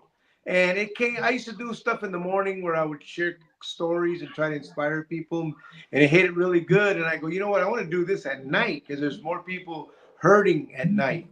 More people are vulnerable at night. You know, you're alone in your thoughts. You know, and you know you're laying in your bed in pain and sick, and maybe you're sitting in a room taking care of somebody who is your family member that you've got to take care of, and you can't leave and go nowhere. You don't have a life. There's a lot of that, a lot of it. So when I started doing that at night, man, it started. All these people started watching. You know, from all over the world. We had people from all over the world watching. Africa, South Korea, Australia, New Zealand, Canada, New Mexico, Germany. Excuse me. You hear the sirens in the back? Old Wilmington. Hell yeah. But anyway, where was I? No, we're talking about this. So, hey, I remember being there sometimes, and I remember we would get those comments where, like, people wanted to commit suicide, dude, and they would come across the show, and they would talk. It would like get them in a good mood where they didn't commit suicide. Well, it was crazy. Yeah. You know, there was a lady. Apparently, she was watching, and she was going to commit suicide, and she put it on Facebook just to see her pictures of her grandkids for one last time. And the show came up on her feed. I don't know how it got there, but it came up on her feed. And she started watching it, and she said when she heard Lulu singing, that it really cheered her up. And I don't know what else you heard, because we were talking about God and prayer. I don't know what else you heard, but I do know that she said she didn't do it, and she started watching all the time. But yeah, it's been going. I had it for 6 years, but I think I'm pretty much ready to shut the show down because, you know, decide where I'm going to go next. You know what I mean? Because, you know, that's 6 years. I think that's plenty. That's enough. But I want to see where I want to go next. We have a question. I'm already We have I'm already gonna be retiring, bro. You know, it looks like I'm gonna be retiring this year.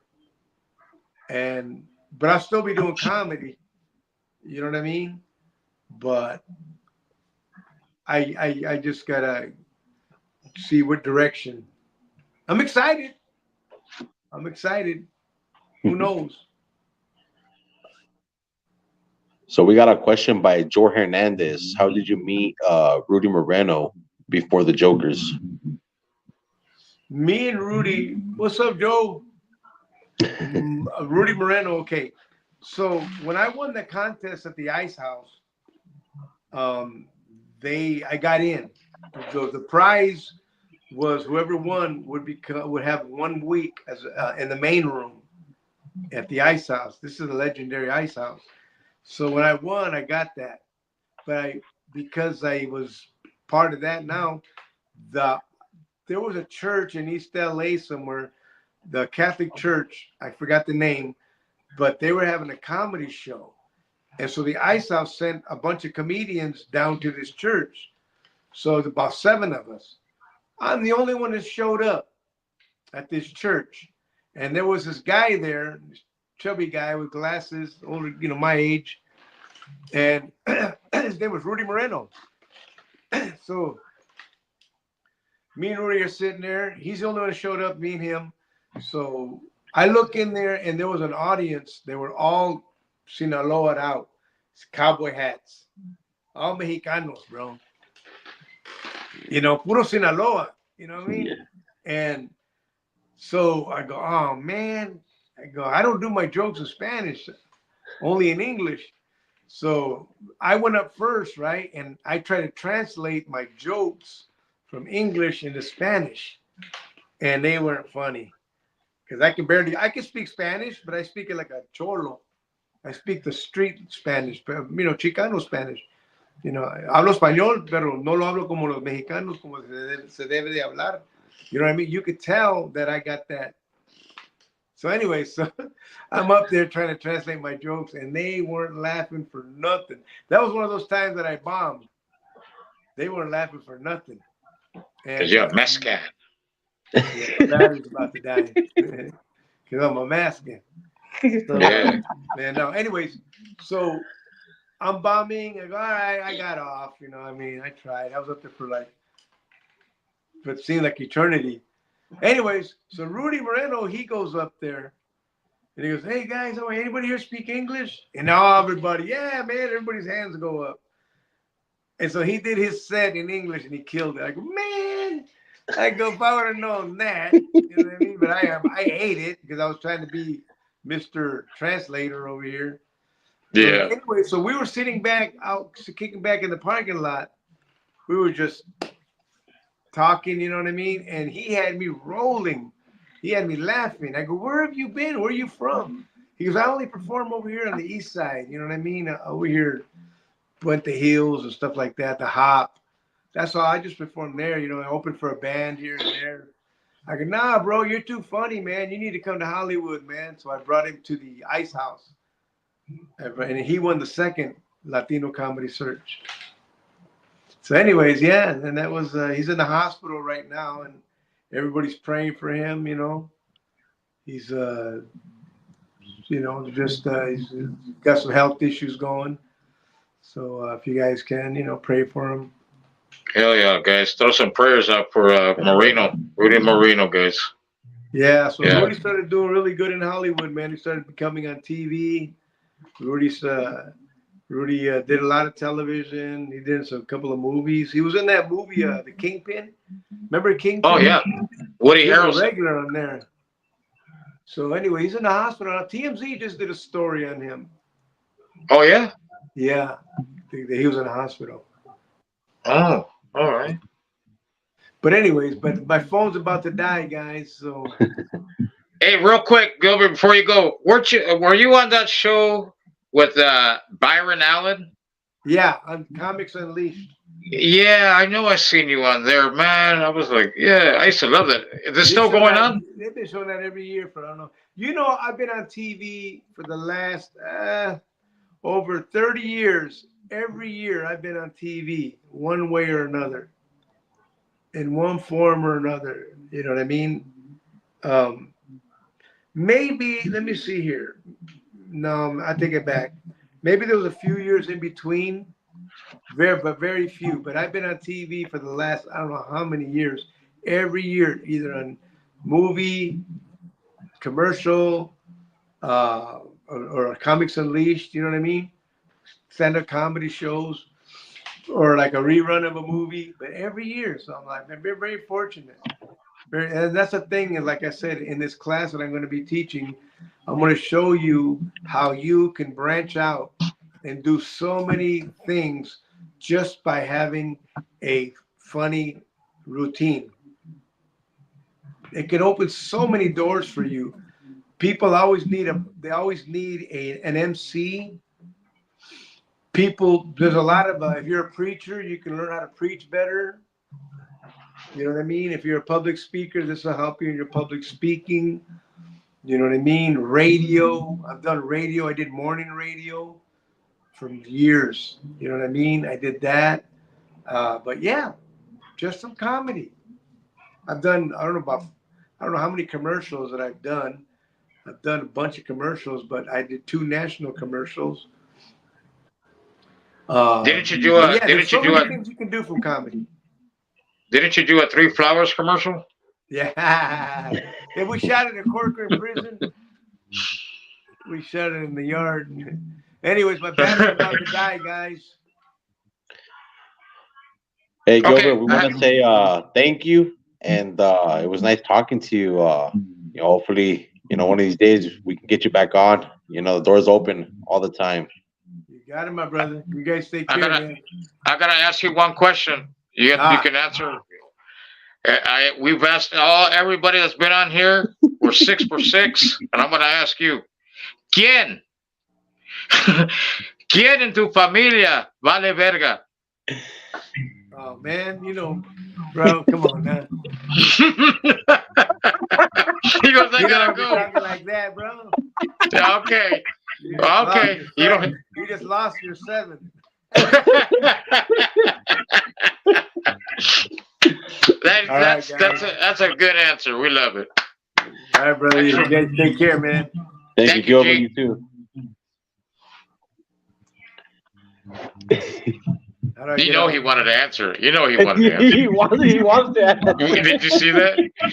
He stayed with that. Look at. He stayed with that smile, like, oh man. He didn't know whether to press the exit button or not. Right? He's like, wait, hold on.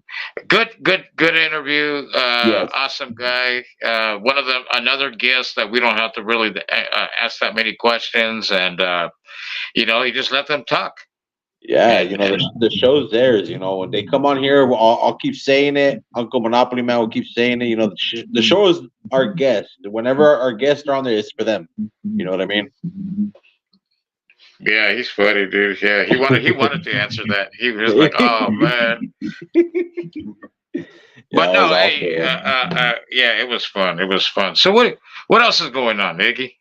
Man, we're just chilling, man. We're having fun doing this. Like I said, we got a lot of plans coming up for this podcast, and you guys that are that are watching in the chat, you're gonna be surprised what we got coming up, man. Great people. We've had great people in the past, and we continue to have them, and it's awesome, man. Yeah, we're lining up a bunch of good guests to come on, and like we said. And we're going to keep saying it. This is their show. When they get on here, a lot of people want to talk shit and say, oh, well, Iggy's not saying nothing, or Monopoly Man's not saying nothing. You guys, no, we're not one of those people. I mean, sometimes we interrupt, but we try not to do that, guys. They're telling a story. They're telling their life story. They're telling how they got in their craft and all that stuff. It's their show. When they get on here, why have somebody on here if you're gonna keep fucking interrupting them and talking over them, or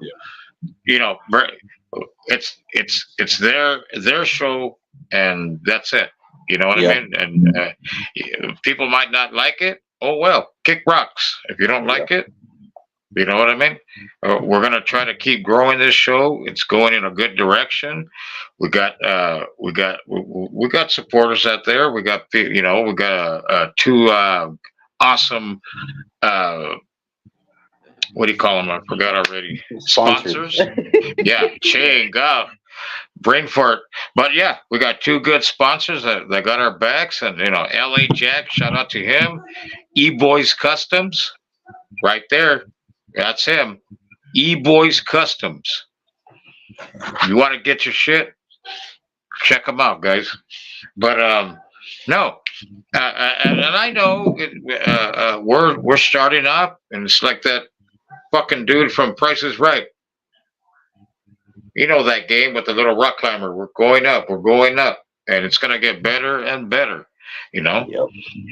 And we got a lot more stuff that's gonna be coming out. A lot more people. We're gonna, some good people coming on, and yeah, we're gonna hit it hard. And don't get it twisted. Let me shout it out for the people.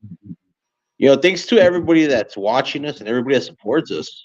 If it wasn't for you guys, we wouldn't be doing this. Honestly, you guys enjoy the stuff that we're putting out there, and you guys like it. So we're gonna continue to do it. We're gonna continue to grow, and with the help of you guys, we'll just get to our peak and everything. And like bounce off like Gilbert, what he said about the haters and Medina and all these other guys. They say like, just ignore them. They're haters for a reason. You know what I mean? Yeah. So just let them hate, let them do what they're gonna do, and we keep going. While they're staying at the basement, we're going to the attic. Yep. And I know, and then a lot of people talk shit. Oh, you're acting too good. Oh, you're this. Oh, come on, pendejos. We're trying to make this thing work. I'm going to say what I always say. The haters are always going to hate, especially when they can't do what you can. Remember that. I always preach that, buddy. Yep. Don't hate somebody because you can't do it, or you don't want to do it, or you might be somebody with fucking talent, but you don't want to fucking do it. Yes, sir. Thank you, Ed. Thank you, George. Joe. That's my brother right there. Shout outs to my brother out there in Washington. Yeah, he told me, I might be going to sleep. I go, fuck you. You're going to stay up and watch it. Yeah, yeah. He goes, I go to sleep. I go to bed early. I go, all right, fucking potsy. You're going to stay up.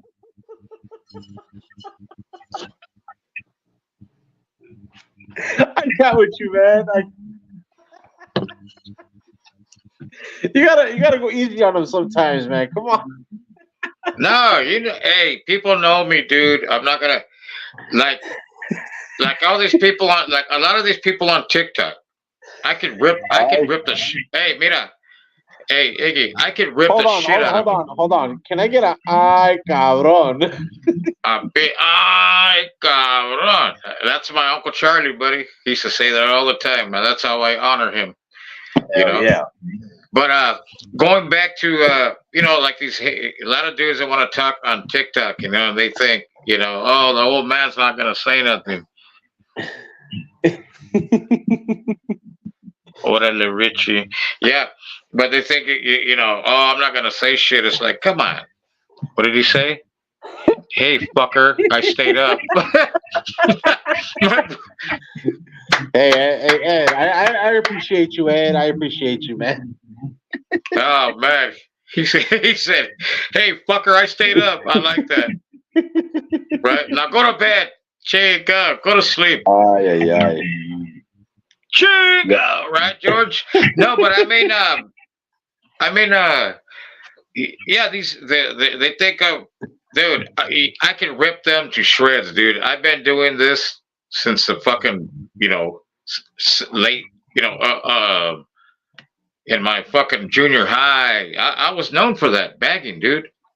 I was known. Anybody that knows me back then? Oh, yeah. So people that want to talk shit, come on here so we can talk shit. So we don't get reported on that.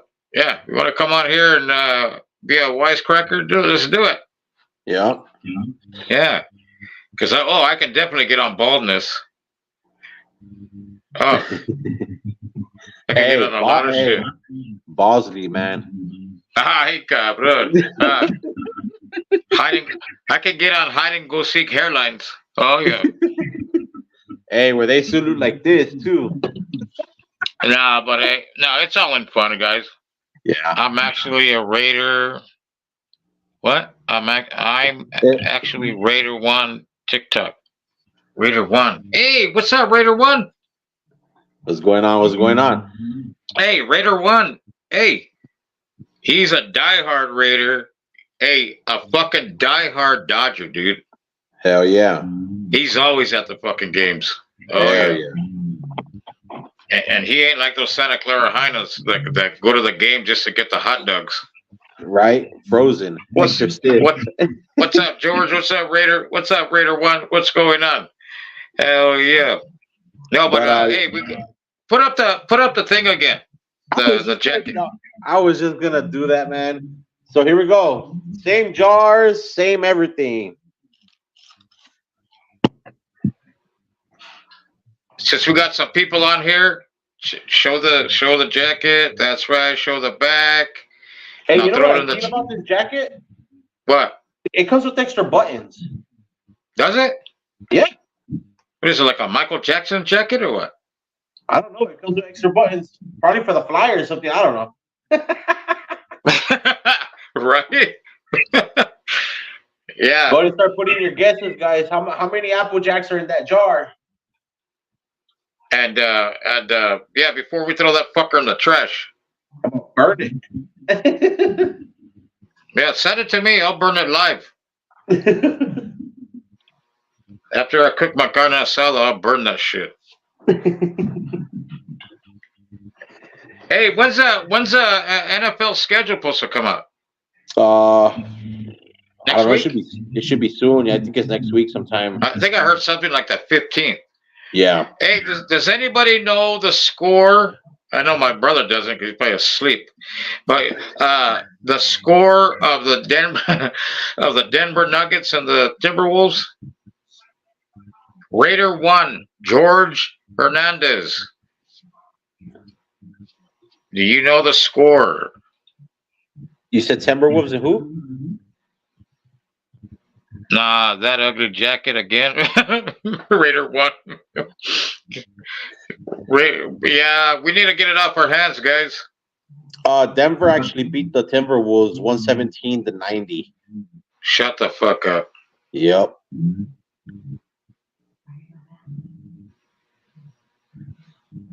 So yeah, the Nuggets got them bad. Oh wow. Wow. Uh-oh. And the NFL schedule comes out Wednesday, from what Eric714 says. The what? The schedule for NFL comes out on Wednesday. Oh, cool! Hell yeah! I can't wait, dude. I hope we get Kansas City first game. Yep, I hope so, man. We gotta get them. I think we got their number, honestly. Hey, we took them out last year. Hell yeah! And our defense is way better now. I don't know. Yep. Like, you know me, I don't like to guarantee. I don't like to predict. And I don't like to bet. But we're looking all right. Hell yeah! Hey, where did they rank us from? What was it? ESPN or somebody? They ranked us like 8. We were way up there. We were high, yeah. Yeah, we're like 8 on defense. They're ranking us. Yeah, we're gonna be doing the podcast on Friday nights now. We switched over to Fridays, 8 p.m. So yeah, we'll be live on Friday nights now. Due to the issue that we had, let's be real about it. You know, we had to fight boxing and all that, man, and you know what I mean. We just couldn't do it on Saturdays no more because of that. We're competing against boxing. It's just way too much. Yeah, and then you know, people going out and partying and all that. I mean, they go out and party on Fridays, but there's not that really, you know, any boxing events or fucking MMA and all that, that stuff on. So usually that's Saturdays. Yeah. George Hernandez said, hell yeah, hell yeah. The podcast is growing, guys. Little by little. Dodgers lost to the Padres 4-1. God, you're going to hear about that tomorrow, Iggy.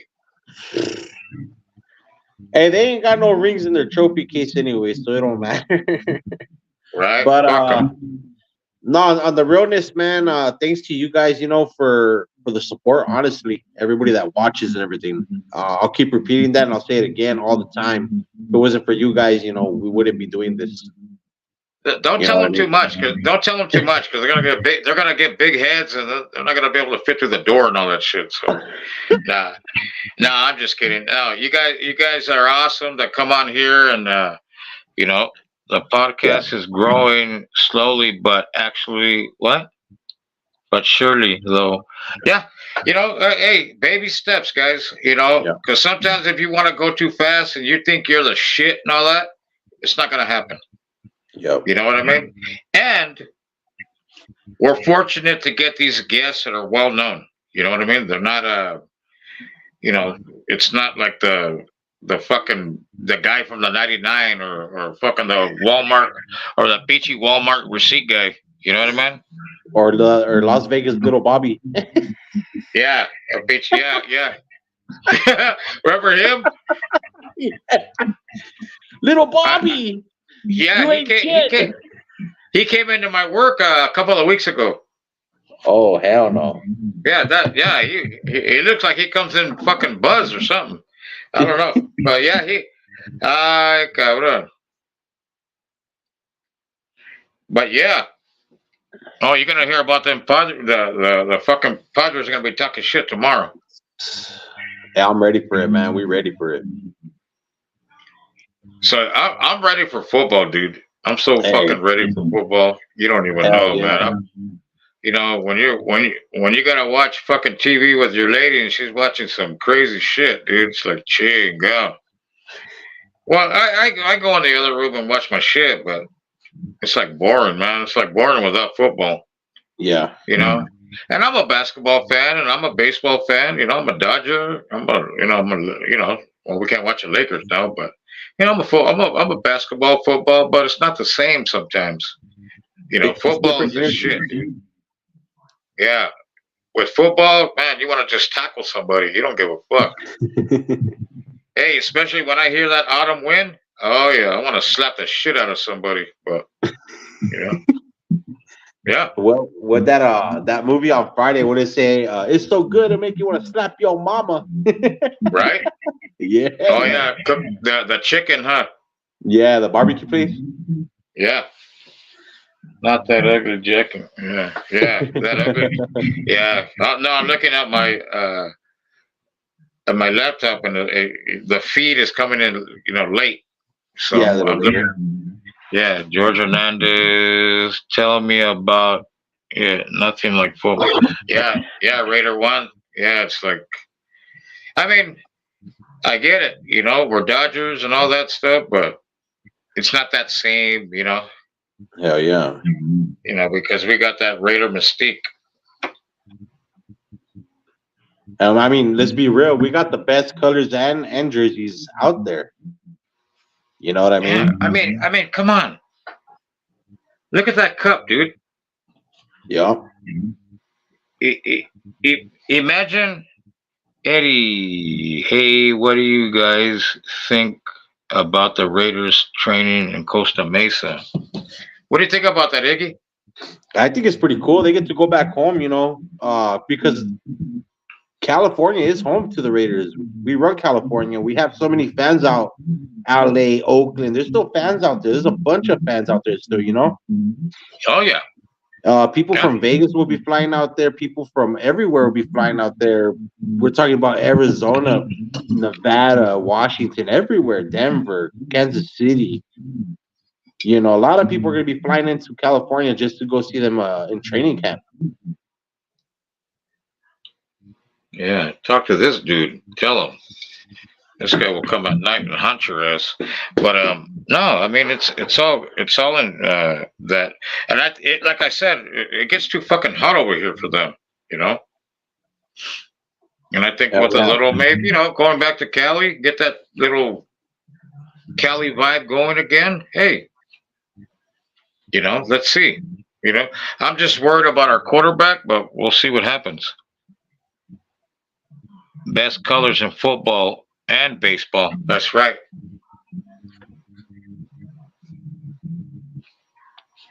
Hell yeah.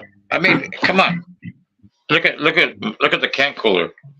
And this is the only thing that I keep red is this fucking Gatorade. I don't like nothing red in my house, not even the ketchup. But oh well. A lot of Raider fans in Orange County. Yeah, there's a lot of them in Orange County, but a lot of those fuckers were they were Ram fans or low-key Niner fans. Yeah, when the Rams took up to St. Louis, a lot of these fuckers became wanted to become Raiders, and we were like, "Fuck you." I'll be coming on here trying to act like you're a Raider fan because you are a Ram fan. But we get it. But yeah, guys, get your comments in. Get your comments in, guys. What? It's not in from my home, Orange County, right down the street. Oh, hell yeah. Raider 1, you'll be able to go over there. Fuck yeah. Take some pictures, do some videos. I know you do because he's always at the Dodger games. Hell yeah. I see those videos too, man. Shout out to you, man, for going out there and putting in work like that. That's right. Raider 1. Hell yeah. Ain't nothing like the silver and black and nothing like the blue and white. I got it. That's right, Raider 1. Imagine, dude. Imagine liking the red and gold. Hey, I'm gonna speak on it, man, because you know what? I'm gonna speak on it. Let me get this. All right, let me get this straight, man. Or let me say it how what is it? E. Kegger would say it. I'm gonna tell you motherfuckers down on something real quick. How the hell are you a Niner fan? Okay, cheering beat LA. Oh yeah. And then in baseball season, you're a fucking Dodgers fan, man. We don't claim you. Get the fuck out of here. Yeah, you're not a Dodgers fan. I'm a fucking Dodgers fan, man. I don't understand how that works. You know what I mean? Yeah. And you see a lot of fuckheads, yeah, I don't get it. Or even a Golden State Warrior fan chanting "Beat LA" when they're playing the Lakers, and then they're wearing a Dodger jersey during Dodger baseball season. Yeah, they need to kick rocks with all that shit. Yep. They didn't get the memo when they were kids.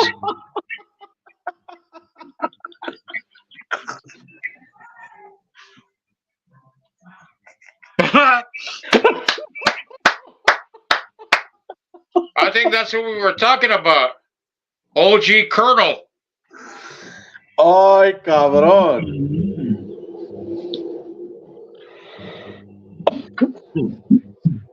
Yeah, Jesus. How was he a fucking Niner and then a fucking Dodger fan? And I think he's even a Lakers fan, dude. Yeah, he's a Lakers fan too. I'm like, dude, no, you can't be that. You got all that fruitcake crap on, and then you want to come over here to LA? And does he live in Cali? Does he live in LA? I don't even know. But it's like when individuals asked us that one time, "Are you a Oakland Raider or a Las Vegas Raider?" I was like, "No, I'm a goddamn LA Raider, bro." You remember that? A what? An LA Raider. Yep. And they're like, "Oh, they had the Raiders in LA before?" Yeah. Oh my goodness. We're the first ones to bring the Super Bowl. We're the first ones to win the Super Bowl for LA. Yeah. Yep. Yeah. Come on, pendejos. And the Lakers too, right? Right at one. Yeah, I don't get it. Well, how can you claim LA, but you're a fucking Philadelphia Eagles and all that shit? Yeah. Yeah, fuck you. Or you claim LA, but you're a fucking Steelers. Fuck all that. No. I'll pull all your cards, motherfuckers. Yeah. No. I'm being serious, dude. It looks stupid. Oh man, it does. I used to work with a dude. Check this out. Born and raised in South Central. A big old motherfucker, dude. I'm not gonna say his name because he might beat my ass up. But he was a big motherfucker. He was a big motherfucker. Yeah, and he was a Cowgirls. He was a Philadelphia Flyers. He was a fucking Celtic. Yeah. I'm like, dude. Where are you from? Yeah, where did they bring you from to drop your ass off in South Central? Because you weren't trying to claim that he was raised there. You weren't raised there, dude. So I used to... Go ahead. I just think it looks stupid. Go ahead. So I used to work with an individual also, okay? And this is what I don't get it, dude. I don't fucking get what these guys... I don't know what mentality they live in or what the fuck, man, but this fucking guy that I used to work with, okay? And I don't even give a fuck if he watches because I told him straight up to his fucking face. I told him, dude, how are you a Steelers fan? How are you a Lakers fan? And an Arizona Diamondback fan all at one time.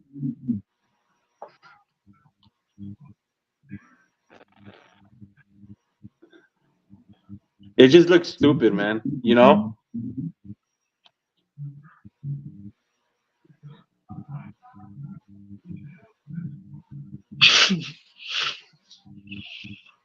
Yeah, I don't fucking get it, dude. I don't get it. But anyways, yeah, I'm ready for football, and I'm fucking ready, dude.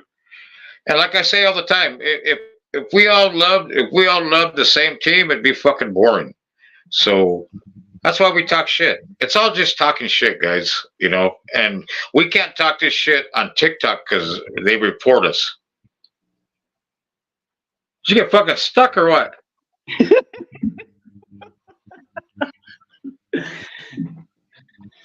I was gonna say, man, you say stuck with that stupid smile.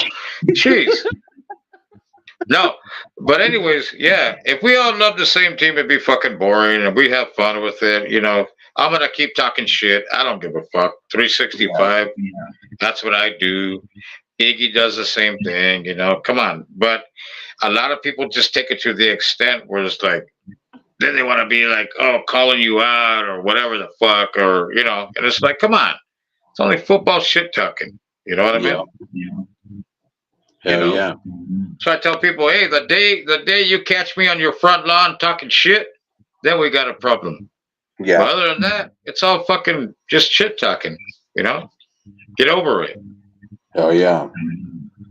You know, but once again, you know, shout outs to Gilbert Esquivel for coming on here. Awesome guy. Like I said, I've known him, and he's always been awesome, dude. You know, and I like that little smile at the end when I asked him that question because you know he wanted to answer something. Oh yeah, he goes, oh man, you know I'm not. Yeah, right away he turned that fucking camera off. I was like, all right, I get you. Yes, sir. You know, but, and what happened? No, nothing. Oh, come on, Iggy. No, he didn't want to hit the exit button, man. You know he didn't want to hit the exit button. Nah, he didn't want to. He had him that close. Yeah. That close, but well, like he said, you're not gonna get to 7. So we're 6-1 with that one. I'm pretty sure the next couple of guests that we're going to be getting on will answer it. Yeah. Oh yeah. Oh yeah. But no, I had a good time. It was cool, man. We had a good time. And like we tell people, hey, this podcast, it's only going to grow. It's going to grow, guys. And we appreciate everybody that comes on here and checks us out. You know, you need to subscribe, share, get on here, check it out, guys. We're not having just like Joe Schmo on here. You know, we're having some actual people that come on here that have a career that's doing something in their community or whatever the fuck. But we got good people that come on here and take their time, which they don't have to, but take their time to come on here and tell their story, and talk about it. And some of them get on here and talk masa, and that's what we're about. We're not here to censor anybody. Hey, they want to talk whatever, as long as they don't get over, dramatic, and get excited with the, with the masa part. Yeah, exactly. But no,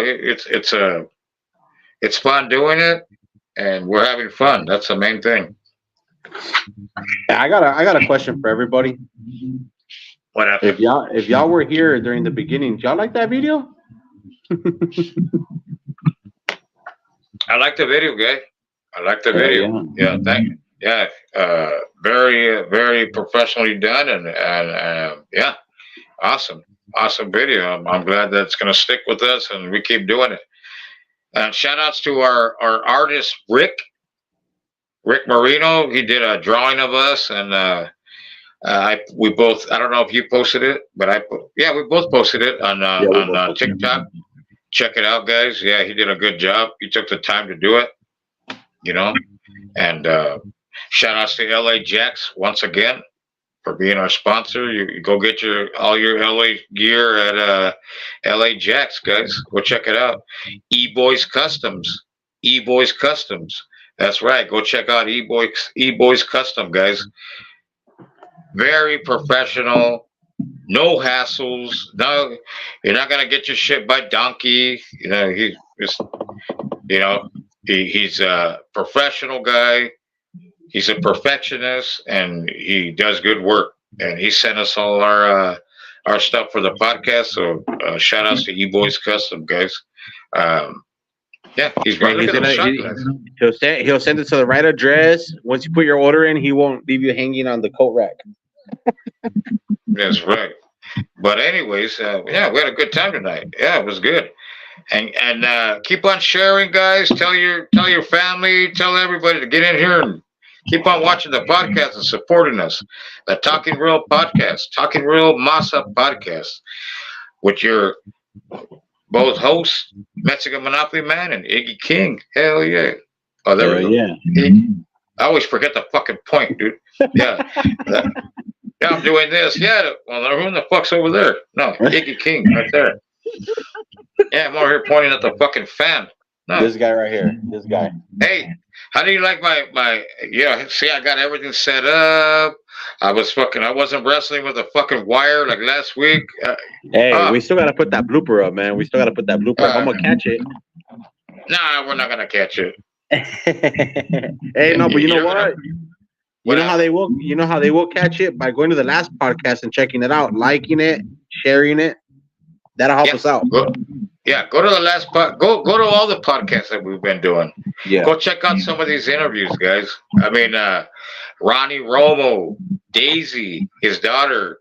Well, Mr. X wasn't there, but yeah, Monaby, Henley, what were they called? The gangster and the Mariachi. That's right. Richard Garcia, Steve, aka Smokey, Rolando Molina, Mr. Joker himself, one of the Joker brothers. Hell yeah. And go check them out, guys. Joey Medina. Joey Medina, the fucking beachy boxer. Hey. Yeah. Right? Yeah, the boxer. Hey, that guy's super proud of being from the Bronx. Hell yeah, man. Hey, Joey Medina. Hey, Joey Medina, one of the fucking Latin kings of comedy. Fuck yeah. You gotta check them out. Check all the interviews, guys. We did some good in it. Smokey with AB, both comedians. Awesome. Hey, and to everybody that came on, man, we're really grateful, man, and we want to thank every single one of them, honestly. Yeah, and just like tonight's, watch it over again. Tell your family. If you guys know Gilbert, good interview. Hell yeah, told us a lot. Hell yeah, a lot of info. And matter of fact, he's going to be a teacher now to teach people how to become comedians. That's awesome. That's awesome. So shout outs to him. Like I said, I know most of his family. Brother Rudy, his wife Wheezy. She's funny too, man. Oh, she talks a lot of masa, but she's funny, dude. And yeah, his mom Yolanda. Okay, the only lady who made tortillas for me. Yeah, nobody else has made tortillas yet, but well, except my lady. But other than that, I had a good time, guy. That was awesome. Hell yeah, man. You have any other videos you want to throw up or play or anything? I don't know. It's up to you guys in the comments. You guys want to see that intro video one more time before we cut it off, or what do you want to do, Em? Let's see it. Let's see it. I want to see it again. All right. Go ahead and mute the mic. I just like seeing it myself. Go ahead. Go ahead and mute the mic.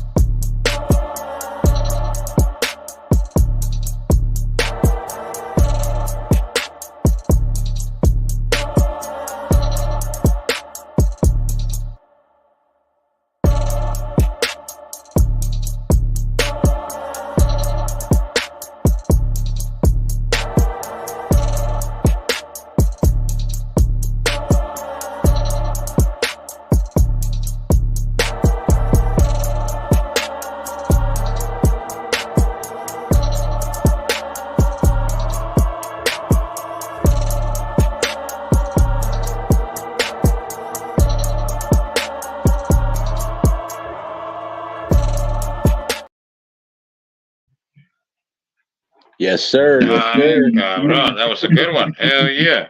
Hell yeah, man. I'm over here all fucking tangled up again. Shit, God.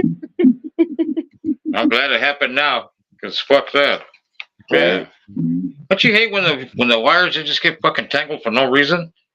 Yeah, for no fucking reason, man. Yeah, it's like fuck, dude. Especially this old, you don't want to be untangling shit. Right. Yeah, fucking lame, dude. But yeah, we had a good show, guys. Keep on watching, keep on fucking supporting. Like I don't know who it was. He said the show's coming little by little. And yeah, it is. It's popping. Hell yeah. Yeah. And again, thank you to everybody, man. Thank you guys for watching and supporting, man. You know. Nobody took a crack at that fucking Rams jacket, huh? No, we're gonna have to change it up. Well, we'll see. But no, we had a good time. It's already 10:30. Ching, go. Yes, sir. Well, with that, I think it's time. You know, we're gonna cut off already, guys. Raider 1 says, Chigo, right? Yes, sir. We're gonna end the show here. We're gonna cut it off. We'll see you guys Friday. Oh no. No, listen, tell them. Yes, that's right. So next Friday, we won't be on. We're gonna take a rest day to get everything situated for the 27th or the 24th. Yeah, Friday the 24th. So we'll see you guys May 24th at 8 p.m. Exactly. It's gonna be a good one, guys. And again, you guys have a great weekend and happy Mother's Day to all the mothers out there. Exactly. Happy Mother's Day from the podcast, from the Talking Real Masa podcast. Happy Mother's Day to all my tias, my mom. She knows I love her. My sister, my daughters, my nieces, everybody. Everybody's family, everybody's moms that are in heaven or here. Happy Mother's Day, and just celebrate them. Celebrate them Sunday, guys. Yes, sir. So with that being said, thank you guys to everybody. Once again, I'm going to keep saying it. Thank you guys once again for watching. Stay tuned for May 24th. We will be having another guest, and it's going to be exciting, like always. Oh, yeah. What? Deuces, fooses. Chingo!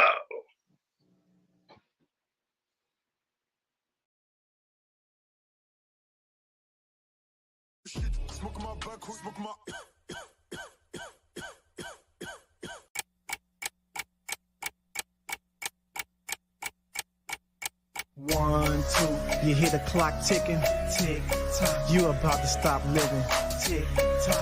I want you to remember me, tick tock. But the day don't have no memory. I'm coming. Nobody can stop me, nobody can hold me, nobody control me. I'm coming. I'm here to do my thing, I'm here to bring the pain. I'm never ever gonna change. Like Tropicana, I got the juice. All for the least, they let the dog loose. Don't make me call up the crew. Now they getting scared, wanna call up a truce. I'm the one like Neil, cocky like Teal. Nobody can guard me like I'm shooting a free throw. This is illegal, my flow is legal. And it's me, it will never be a secret. That's a wrap, guys.